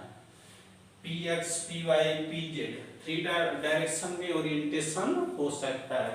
अभी ओरिएंटेशंस के विषय में बताएंगे, ऑर्बिटल्स के विषय में बताएंगे, तो आप लोगों को उसमें सब क्लियर हो जाएगा। तो यदि l बराबर 2 है, क्योंकि m का मान क्या है? l के मान पर निर्भर करता है। l बराबर 2 है तो आप लोग देख के बोलोगे सारणी की, यदि l बराबर 0 होता है तो s कोष की बात करते हो, s सब सेल की बात करते हो। यदि l बराबर 1 होता है तो p कोष की बात करते हो। यदि l बराबर 3 होता है तो d कोष की बात करते हो। यदि l बराबर 4 होता है तो f कोष की बात करते हो। तो यहाँ पर l बराबर 2 है तो m का कितना मान होगा? ठीक है, तो हमने क्या बोला? प्लस l से 0 माइनस l, यानी प्लस l कितना है? +2 +1 0, यहाँ से आप 0 आ रहे हो, फिर -1 -2। अब टोटल मान कैसे निकालते हो? 2l+1 से टोटल वैल्यू ऑफ m यदि फाइंड करना होता है, टोटल वैल्यू कितने होंगे? तो यहाँ l बराबर क्या है? 2, 2 2 जा 4 +1 यानी 5। तो 5 का अलग अलग मान निकालना हो तो प्लस l से चलो 0 फिर -l तक जाओगे, है ना? कंटिन्यू चलते रहना है इसमें। यह +l +1 0 -1 -2, ठीक। प्लस l से 0 प्लस l2 0 देन -l, ठीक है। अब टोटल मान कितना हो गया आप देख सकते हो? 5 हो गया। यहाँ पर 5 ऑर्बिट होंगे, 5 ऑर्बिट होंगे किसमें? L बराबर 2 में 1 हो गया, 2 हो गया, 3 हो गया, 4 हो गया, 5 हो गया, जिसमें मैक्सिमम नंबर ऑफ इलेक्ट्रॉन 10 रह सकते हैं, हो सकते हैं। क्यों? क्योंकि एक ऑर्बिट में क्या होता है, मैक्सिमम ऑफ इलेक्ट्रॉनों की संख्या कितनी होती है, 2 होती है। इसे ऑर्बिट बोलेंगे, यह ऑर्बिट है। एक ऑर्बिट में स्पिन, 2 अपोजिट स्पिन के एक ऑर्बिट में, ऑर्बिट मींस कमरा हो गया, है ना। एक कमरे में 2 इलेक्ट्रॉन रख सकते हैं, उनका स्पिन क्या होता है, अपोजिट होता है, एक क्लॉकवाइज डायरेक्शन, दूसरे का एंटी क्लॉकवाइज डायरेक्शन। यहीं पर यदि n बराबर 3 रहता तो n बराबर 3 का मतलब क्या हुआ, l बराबर 3 का मतलब क्या हो गया, l बराबर 3 का मतलब हो गया आपका डी उपकोष की बात कर रहे हैं, डी उपकोष, SPD, सॉरी 0 रहेगा यदि L बराबर 0 तो S, L बराबर 1 तो P, और L बराबर 2 तो D, और L बराबर 3 तो F, है ना। तो L बराबर क्या है, 3 है, यानी F उपकोष। F उपकोष में कितने ऑर्बिट हो सकते हैं यदि कोई पूछे तो L बराबर आपने क्या बोला, 3 बोला। M का मान निकाल लो, M का मान निकालोगे तो M का मान क्या होता है, प्लस L से 0, चलो प्लस L से हम 0 आ रहे हैं, प्लस L से 0, ठीक, फिर माइनस L तक चलेंगे, माइनस L तक चले गए, प्लस L से 0, प्लस L टू 0, फिर देन माइनस L तक। और टोटल नंबर ऑफ ऑर्बिट निकालना है तो आप क्या करोगे, 2L प्लस 1 का फार्मूला लगाओगे, यहाँ L इक्वल टू क्या है, 3 है, 3 2 जा 6 प्लस 1 यानी 7 ऑर्बिट होंगे, है ही, आप देख रहे हो ये 7 ऑर्बिट को रिप्रेजेंट कर रहा है। यह ऑर्बिटल कौन सा है, F है, इसमें 7, पहला में +3, दूसरा में +2, तीसरा में +1, ये m का वैल्यू है, हर ऑर्बिट के लिए अलग अलग वैल्यू, +1 -1 -2 -3, टोटल कर लो 1 2 3 4 5 6 7, यह बड़ा एक ही जैसा होता है सब ऑर्बिटल। एक ऑर्बिटल में मैक्सिमम 2 इलेक्ट्रॉन पाए जाते हैं, सबका चक्रण क्या होता है, एक दूसरे के अपोजिट होता है। इसी से रिलेटेड रूल पढ़ना है कि इलेक्ट्रॉन का संख्या क्या होता है, ऑर्बिटल की संख्या का दूना होता है, जितना ऑर्बिट की संख्या है उसका दूना। इसमें कितने ऑर्बिट हैं, 7 है, तो 7 ऑर्बिट में कितने इलेक्ट्रॉन हो सकते हैं, 14 इलेक्ट्रॉन, क्योंकि एक ऑर्बिट में मैक्सिमम नंबर ऑफ इलेक्ट्रॉनों की संख्या क्या होती है, 2 हो सकती है, जिनका चक्रण क्या होता है, एक दूसरे के अपोजिट डायरेक्शन में होता है। बात समझ में आया। यदि n बराबर 4 है, L बराबर 4 है, तो m का कुल कितना मान, तो आप कहोगे 2 मल्टीप्लाइड विथ 4 + 1 9 मान हो जाएगा, 2 4 जा 8 + 9। तो ऐसे ही क्या करते हैं, ऑर्बिट की संख्या को देखते हैं with the help of magnetic quantum number. Orbital SPDF 4 type के ऑर्बिटल्स हैं, जिसके बारे में L के द्वारा जानकारी प्राप्त करते हैं। ऑर्बिटल में कितने ऑर्बिट है, इसके विषय में हम क्या n के द्वारा जानकारी प्राप्त करते हैं, प्लस L से 0 माइनस L तक चलते हैं, या टोटल m का मान निकाल लेते हैं। और एक ऑर्बिट में अपोजिट स्पिन के क्या होते हैं, 2 इलेक्ट्रॉन पाए जाते हैं, यानी उसका दूना इलेक्ट्रॉन उसमें भर सकते, जितने ऑर्बिट नंबर रहेगा उसका दूना। तो देखो L बराबर 0, तो आपने कहा S उपकोष, जो उपकोष के बारे में बताता। यदि L बराबर 1 तो आपने बोला P उपकोष, यदि L बराबर 2 तो आपने कहा D उपकोष, यदि L बराबर 3, तो आपने कहा अपकोष। ये उपकोष भी क्या होता है, कोष के ही क्रम संख्या के मान के बराबर होता है। लेकिन हमने बताया कि जितने अभी तक ज्ञात तत्व है सबको हम क्या इसी 4 उपकोष में क्या करते हैं, रीअरेंज, व्यवस्थित कर लेते हैं, अरेंज कर लेते हैं। अभी हमको अदर उपकोष की आवश्यकता नहीं हुई। लेकिन क्या होता है, तो एस उपकोष के विषय में बताया गया कि इसका आकार कैसा होता है, स्फेरिकल होता है। इसका आकार कैसा होता है, स्फेरिकल होता है। एक्स वाई जेड एक्सिस पर इसको आप यदि डिस्ट्रीब्यूट करोगे, एक्स वाई जेड, क्योंकि क्या होता है ऑर्बिट में, क्या होता है ऑर्बिट में नंबर ऑफ ऑर्बिट, ऑर्बिट स्थिर है, उसमें ऑर्बिटल्स हैं, उसका क्या होता है डायरेक्शनल होते हैं, डायरेक्शनल होते हैं, 3D डायरेक्शंस को शो करते हैं। तो यहाँ x, y और z को हम क्या किए, इस पर दिखा दिए। यह आपका स्फेरिकल है, मींस क्या हो गया, यह S क्या है, उपकोष है। और यह क्या होता है, नॉन डायरेक्शनल भी कर सकते हो, क्योंकि इक्वल डिस्ट्रीब्यूशन होता है, तीनों एक्सिस पर क्या है, समान रूप से यह डिस्ट्रीब्यूट है ना। तो यह नॉन डायरेक्शनल होता है, 3D पर क्या होता है, समान रूप से क्या होता है, व्यवस्थित होता है। ठीक, इसको हम एज ए ऑर्बिट के केवल एक ऑर्बिट पाया जाता है, वो भी क्या होता है नंबर ऑफ ऑर्बिट। यदि इसके लिए निकालोगे तो L बराबर 0 है तो M बराबर 0 होगा, है ना।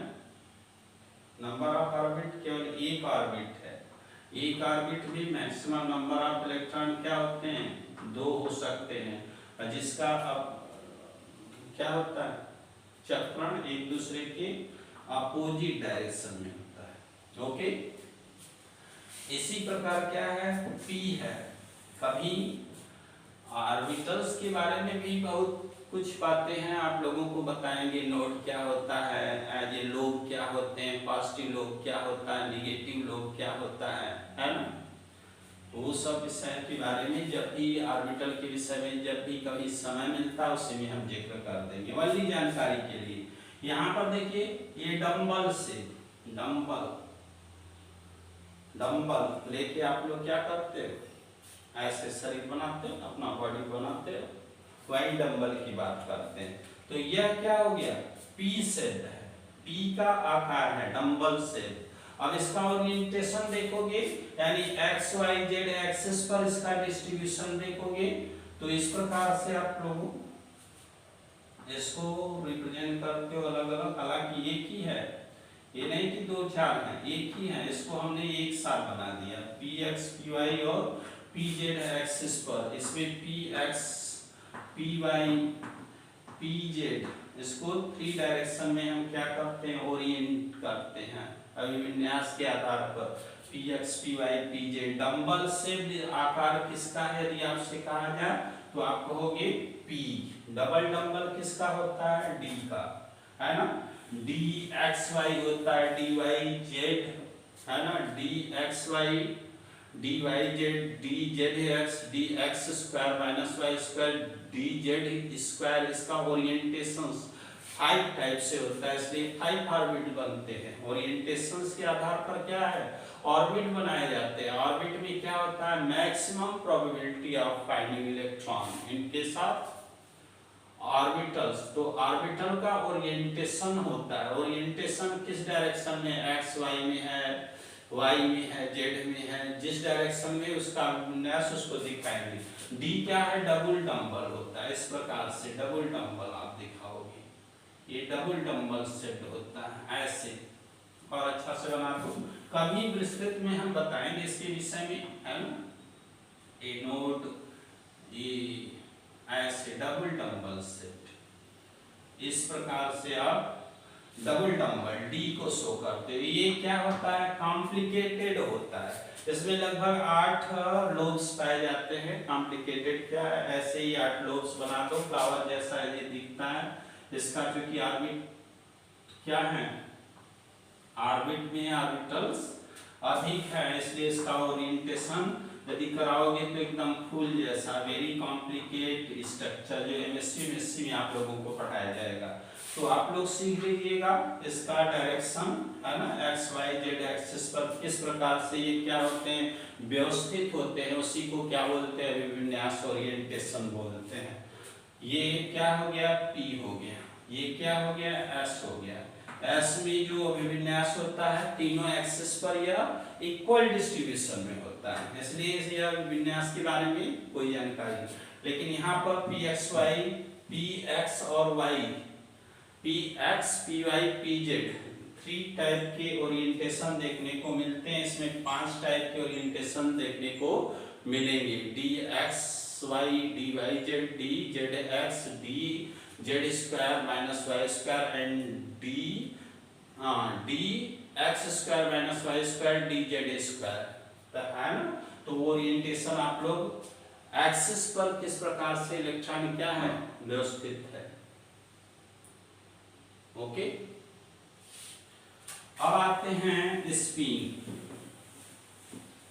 तो ऑर्बिट सबसे पहले आपने क्या निकाला, क्वांटम संख्या में आपने सेल को देखा, फिर सब सेल को देखा, फिर सब सेल में कितने नंबर ऑफ ऑर्बिट हैं उसको आपने काउंट किया, है ना, कि एस है तो कितने होंगे, पी है तो कितने होंगे, डी है तो कितने होंगे, ऑर्बिट की संख्या m, और उसका चुंबकीय क्षेत्र मैग्नेटिक, और हम इलेक्ट्रिक फील्ड में क्या अभिविन्यास देखते हैं, है ना।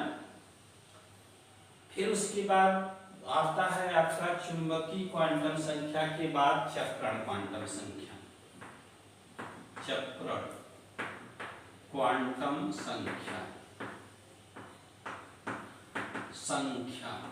इसको बोलते हैं spin quantum number, spin quantum number. ये स्पिन क्वांटम नंबर क्या है, स्पिन क्वांटम नंबर यानी जो चक्रण के विषय में बताता है, इसे एस के द्वारा रिप्रेजेंट करते हैं, है ना। किसी भी ऑर्बिट में 2 मैक्सिमम नंबर ऑफ इलेक्ट्रॉन होते हैं जिसका चक्रण एक दूसरे के अपोजिट होता है, तो एस के इसमें 2 मान हैं, एक को हम बोलेंगे प्लस हाफ, दूसरे को बोलेंगे माइनस हाफ, है ना। जो क्लॉकवाइज डायरेक्शन में होता है उसके लिए एस का मान क्या होता है, प्लस हाफ होता है, जो एंटी क्लॉकवाइज डायरेक्शन में होता है उसके लिए एस का मान क्या होता है, माइनस हाफ होता है। तो जितने ऑर्बिट होते हैं, एक ऑर्बिट में क्या होता है, मैक्सिमम नंबर ऑफ इलेक्ट्रॉन कितने हो सकते हैं, 2 होते हैं। उसके चक्रण के विषय में जानकारी कौन देगा, चक्रण के विषय में जानकारी स्पिन क्वांटम संख्या s के द्वारा ज्ञात करते हैं। किसी भी इलेक्ट्रॉन का चक्रण 2 डायरेक्शन में होता है, चाहे क्लॉकवाइज हो चाहे एंटी क्लॉकवाइज हो। यदि क्लॉकवाइज है तो s का मान प्लस, और यदि एंटी क्लॉकवाइज है तो s का मान क्या होगा, माइनस। और टोटल मान क्या होता है, 2l+1 के द्वारा m का मान निकाल रहे थे कि m की संख्या कितनी होगी, जितना m की संख्या होती है उसका दूना कर दो, यानी यह m की संख्या है तो s की संख्या total number of s 2 multiplied with m। जैसे हम कहते हैं m इक्वल टू क्या होता है, यदि 1 है तो उसमें क्या होता है, m equal to 1 maximum number of 2 electron हो सकते हैं, उसका दूना, जितना m है ऑर्बिट की संख्या है उसका दूना करोगे तो टोटल नंबर ऑफ इलेक्ट्रॉन क्या होते हैं, उस एटम्स के भीतर कितने टोटल नंबर ऑफ इलेक्ट्रॉन है उसके बारे में जानकारी मिल जाती है। तो यह चक्रण क्वांटम संख्या हो गया जो किसी ऑर्बिट में इलेक्ट्रॉन के चक्रण के विषय में जानकारी देता है। यदि आप क्लॉकवाइज डायरेक्शन मोशन हो रहा है उसका तो पॉजिटिव, यदि एंटी क्लॉकवाइज डायरेक्शन हो रहा है तो उसे नेगेटिव कहते हैं। तो टोटल देखो, एक बार पूरा ग्राफ दिखा दे रहा हूं आप लोगों को, याद रखिएगा N L M S ये क्या है, principal quantum number, azimuthal quantum number, magnetic quantum number और चक्रण स्पिन क्वांटम नंबर। तो ये 4 टाइप के क्वांटम नंबर। यदि हमने कहा n बराबर 1, क्योंकि n का मान 0 के अतिरिक्त कोई भी पूर्ण संख्या हो सकता है। n का मान 2 भी हो सकता है, n का मान 3 भी हो सकता है, 4 भी हो सकता है, कुछ भी हो सकता है। तो l का मान n के मान पर निर्भर करता है। l का मान किस पर डिपेंड करता है? n के मान पर निर्भर करता है। 0 से n-1, यानी इसमें n बराबर क्या हो गया? 1 है तो l बराबर 0। केवल एक उपकोष पाया जाएगा। उपकोष के बारे में, ये कोष के बारे में बता रहा है तो उपकोष, यह किसका उपकोष है? यहाँ नंबर दिया रहता है। जो पहला, यह पहले सेल का सब सेल है 1s, जिसमें मैक्सिमम नंबर ऑफ इलेक्ट्रॉन 2 हो सकते हैं, क्योंकि इतना ही क्या होता है, m बराबर l बराबर 0, तो m बराबर भी क्या होगा? 0। 0 का मतलब ओनली 1 ऑर्बिट को शो कर रहा है, स्फेरिकल ऑर्बिट, s ऑर्बिट को यह शो कर रहा है, ठीक। और इसमें मैक्सिमम नंबर ऑफ इलेक्ट्रॉन 2 हो सकते हैं, +12 और -12। इसको ऐसे भी रिप्रेजेंट करते हैं, Me1s2। अब देखो, यदि l बराबर 2 है तो l का मान 2 हो सकता है। क्या हो सकता है? 0 भी हो सकता है, 1 भी हो सकता है, क्रम संख्या के मान के बराबर, ठीक।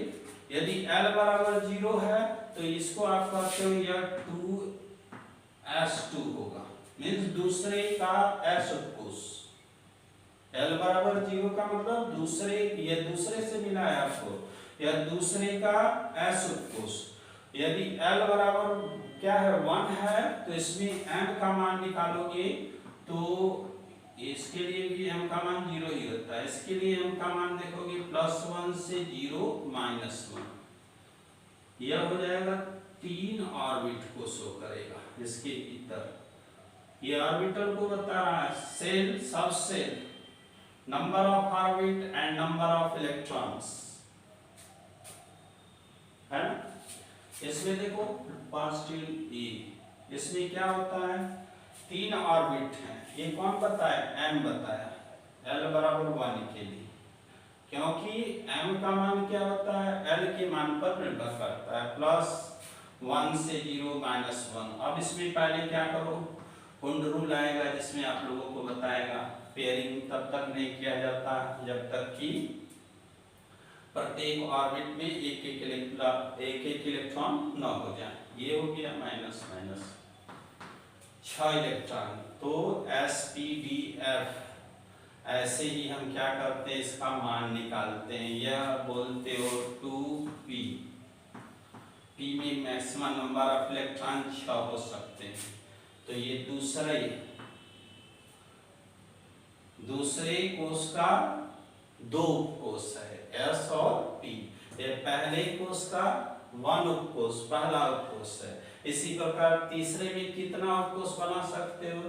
तो यहाँ पर यदि n बराबर 3 है तो l बराबर 0 हो सकता है, 1 हो सकता है, 2 हो सकता है, अलग अलग सबके लिए m का मान निकालो। तो इसमें देखोगे यह 3s2 आएगा, 2 इलेक्ट्रॉन आएंगे, 3p6 6 इलेक्ट्रॉन आएंगे, 3d10 10 इलेक्ट्रॉन आएंगे। 3d10 कैसे आएगा? आप लोग m का मान निकालोगे। इसके लिए यह उपकोष है।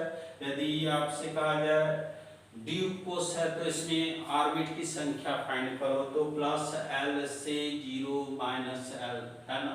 तो यहाँ भी +l से 0, यानी ऐसा कुछ बनेगा, यह हो जाएगा। यह तीसरे एनर्जी लेवल की बात हो रही है, यह हो गया। इस प्रकार से आप क्या करते हो? 5 ठो 1 2 3 4 5 है। इसमें हर ऑर्बिट में क्या होता है? 2 इलेक्ट्रॉन पाए जाते हैं टोटल। ऐसे ही इलेक्ट्रॉनिक कॉन्फ़िगरेशंस करते हो 2 8 18, है ना। तो आगे सब विषय में बताया जाएगा। तो आपने देखा क्वांटम संख्या के बारे में। क्वांटम संख्या के बेसिस पर आप किसी भी इलेक्ट्रॉन की एनर्जी का मान हमने बताया, न्यूक्लियस से डिस्टेंस बढ़ेगा तो एनर्जी का मान भी क्या होगा, बढ़ेगा। वेव नेचर के आधार पर ज्ञात कर सकते हैं। कौन सा सेल है, नंबर ऑफ कोष, इसके विषय में भी क्वांटम संख्या बता देता है। सब सेल, किसी भी कोष को कितने सब सेल या किसी भी सेल को कितने सब सेल में बांटा गया, ऑर्बिट को सब ऑर्बिटल में बांटा गया। इसके ऑर्बिटलों की संख्या को कौन बताता है, m बताता है। एक ऑर्बिट में मैक्सिमम नंबर ऑफ 2 इलेक्ट्रॉन हो सकते हैं, जिसके चक्रण के विषय में जानकारी कौन देता है, s देता है। तो n l m s यह क्या बताएगा, जैसे यह सेल बता रहा है तो यह सब सेल को बताएगा, और यह number of shell in given sub shell, जो सब सेल आया उसमें कितने सेल हैं, कितने ऑर्बिट है। यह देखो ऑर्बिट,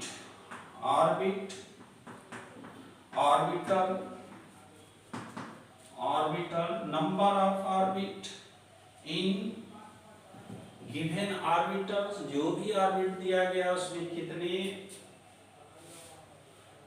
ऑर्बिट हैं, जो भी ऑर्बिटल दिया गया उसमें कितने ऑर्बिटल्स हैं। इसके बारे में हम मैग्नेटिक क्वांटम संख्या m, उसका ओरिएंटेशन क्या है बताया गया। शेप, साइज और ओरिएंटेशन किसके द्वारा, क्वांटम संख्या के द्वारा ज्ञात किया जाता है। किसका, इलेक्ट्रॉन का। Shape, size and orientation, orientation अभिविन्यास, किस डायरेक्शन में कौन सा ऑर्बिटल क्या है, विन्यासित है, अभिविन्यास। और टोटल नंबर ऑफ इलेक्ट्रॉन के चक्रण के बारे में, कोई भी ऑर्बिट हो, s p d f में कोई भी ऑर्बिट हो, उसमें 2 मैक्सिमम क्या होता है, एक ऑर्बिट के भीतर 2 इलेक्ट्रॉन हो सकते हैं।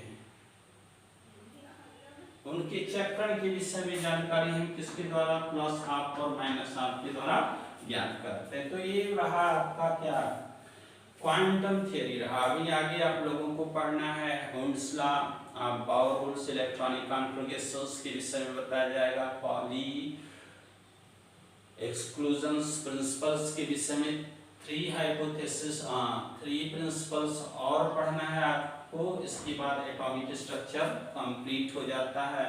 इस पे न्यूमेरिकल्स भी आते हैं, आप लोग प्रैक्टिस कीजिएगा। अभी आप लोगों को नेक्स्ट क्लास में इसका कुछ न्यूमेरिकल्स में करवा सकता हूँ, पहले आप इतना क्लियर कर लीजिएगा, ओके। कि S क्या है, यानी क्या है, यदि एनर्जी लेवल को बता रहा है तो L क्या है, सब एनर्जी लेवल को बताता है। M क्या है, सब एनर्जी लेवल में कितने लेवल्स हैं उसके विषय में बताता है। और हर लेवल में 2 इलेक्ट्रॉन के चक्रण के विषय में कौन बताता है, S बताता है, क्लॉकवाइज है कि एंटी क्लॉकवाइज है। तो आपने सीखा क्या, n मुख्य क्वांटम संख्या, प्रिंसिपल क्वांटम नंबर जो ऑर्बिट को बताए, और L जो ऑर्बिटल्स को बताए, और M जो है नंबर ऑफ ऑर्बिट को शो करे इन ऑर्बिटल। जैसे S बोला तो इसमें केवल एक ऑर्बिट है जिसमें इलेक्ट्रॉन की संख्या कितनी होती है, 2, यह कौन बताएगा, S बताएगा, उसके चक्रण को बताएगा M। और यहाँ P है तो P में कितने ऑर्बिट होंगे, 3 होगा, Px, Py, Pz। और उसमें इलेक्ट्रॉन कितने क्लॉकवाइज डायरेक्शन में है कि एंटी क्लॉकवाइज डायरेक्शन में, इसको कौन बताएगा, S बताएगा, है ना। और फिर क्या है, D है, D में कितने ऑर्बिटल्स हैं, dx, y, dy, z, dz, d, x square minus y square, d 5 होते हैं, है ना। ये संख्या हम m के द्वारा निकालते हैं, कितने हैं, 5 हैं, आपको रूल बताए दिए हैं। और उसमें 5 है तो मैक्सिमम नंबर ऑफ इलेक्ट्रॉन उसका 2 होगा। और क्लॉकवाइज है कि एंटी क्लॉकवाइज है यह बताएगा। इस पर आप लोग न्यूमेरिकल्स कीजिएगा, न्यूमेरिकल्स करा सकते हैं, है ना, ऐसी बात नहीं है। जैसे आपसे क्वेश्चन इसमें मेनली 3 टाइप के क्वेश्चंस पूछे जाते हैं। जैसे हमने कह दिया 3p6 के चारों क्वांटम संख्या का मान बताइए। 3p6 है कि चारों क्वांटम संख्या का मान बताइए, क्वेश्चन है। तो यहाँ पर ये जो नंबर है आप उसको देखिए, उससे तुरंत बता लीजिए यह p कोष है। p कोष किस कोष से आया है? तीसरे कोष का है। तो L के लिए आप लोग यह सारणी याद कीजिएगा 0 1 2 3।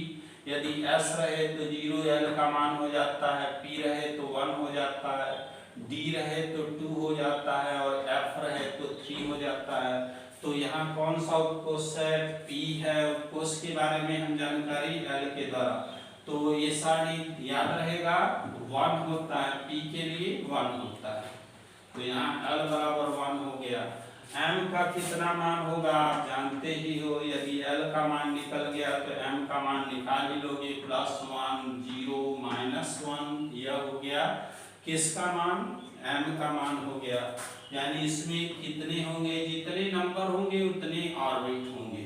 किसी भी उपकोष में कितने ऑर्बिट हैं इस नंबर के आधार पर, m नंबर के आधार पर निकाल लेते हो। ये ऑर्बिट हो गए। हमने कहा प्रत्येक में क्या होता है? उसका दूना इलेक्ट्रॉन पाया जाता है। पहले क्लॉकवाइज फिर एंटी क्लॉकवाइज डायरेक्शन में इलेक्ट्रॉन भर लिए।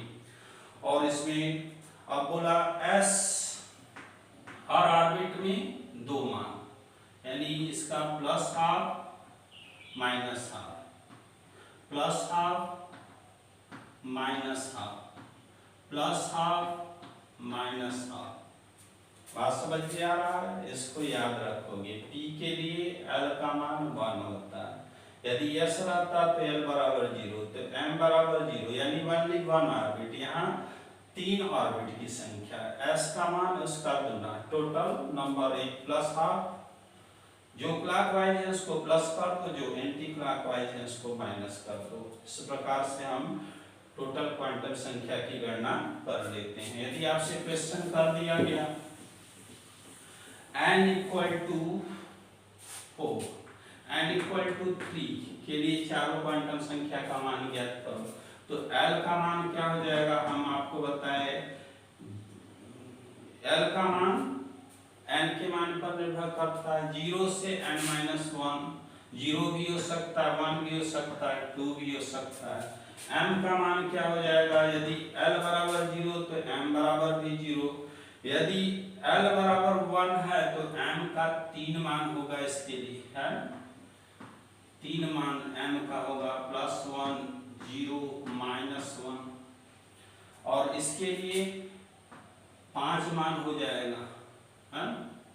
क्योंकि L बराबर 2, L बराबर 2 यानी क्या हो गया? +2 +1 0 -1 -2 प्लस L से क्या होता है? 0 -L तक जाते हैं।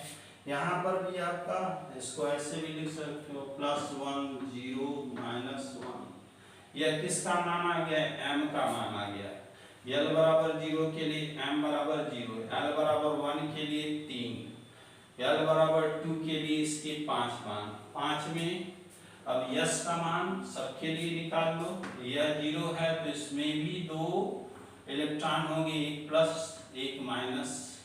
जैसे +12 बोल दो, इसको -12 बोल दो, यानी एक के लिए 2 मान, हर के लिए 2 मान, +12 -12। बात समझ में आ रहा है? प्लस के लिए +1 यानी 1 ऑर्बिट, 0 यानी 1 ऑर्बिट, इसके लिए 2 मान किसके होंगे? S के मान, यानी 6 मान। जितना होगा उसका 2 कर दोगे। इसके लिए 10 इलेक्ट्रॉन होता है। 10 इलेक्ट्रॉन के लिए +12 -12 +12 -12, पहले प्लस में भरते हो फिर माइनस में भरते हो।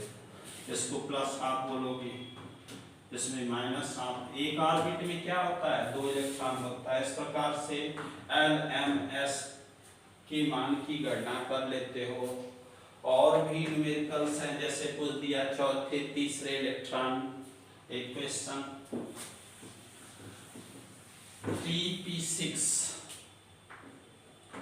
3p6 के तीसरे इलेक्ट्रॉन के चारों क्वांटम संख्या का मान बताइए। तो तीसरे इलेक्ट्रॉन 3p6, पहले n बराबर, तो आप लोग देख के नंबर जो भी उपकोष से पहले नंबर है उसको देखोगे तो मालूम हो जाएगा कि यह उपकोष किस मुख्य ऊर्जा स्तर का है, किस सेल का है, तीसरे सेल का p उपकोष है। L बराबर क्या होता है 1 हो जाता है, M बराबर +1 0 -1 है, +1 0 -1 यानी 3, इस ऑर्बिटल में 3 ऑर्बिट हैं, px इसको बोलते हैं px py pz, यानी ओरिएंटेशन के आधार पर ये 6 हैं इलेक्ट्रॉन, पहले हम क्लॉकवाइज, दूसरा एंटी क्लॉकवाइज, अब कह रहा है तीसरे इलेक्ट्रॉन, यानी इस इलेक्ट्रॉन के चारों क्वांटम संख्या का मान पूछ रहा है, इस इलेक्ट्रॉन के चारों क्वांटम संख्या का मान पूछ रहा है। पहला इलेक्ट्रॉन ये होता है, दूसरा यह, तीसरा यह, चौथा यह, पांचवा यह, छठा यह। पहले क्लॉकवाइज डायरेक्शन में सब हाफ फील्ड होते हैं, आगे पढ़ेंगे रूल हम लोग, फिर उसके बाद उसको पेयरिंग में करते हैं। तो ये हो गया आपका क्या तीसरा इलेक्ट्रॉन। देखो यहाँ पर -1 है, तो m की जगह पर इसके लिए क्या लिखोगे -1, n की जगह पर तो 3 लिखोगे ही, l की जगह पर क्या लिखोगे 1 लिखोगे क्योंकि यह p का, लेकिन m की जगह तीसरे के लिए बस पूछ रहा है, तीसरे इलेक्ट्रॉन के लिए, 3p6 के तीसरे इलेक्ट्रॉन के लिए, थर्ड इलेक्ट्रॉन के लिए, थर्ड इलेक्ट्रॉन ये है, इसलिए m का मान बस ऐसे इसको रफ पे निकालोगे, है ना, m का मान इसके लिए क्या हो जाएगा -1 हो जाएगा।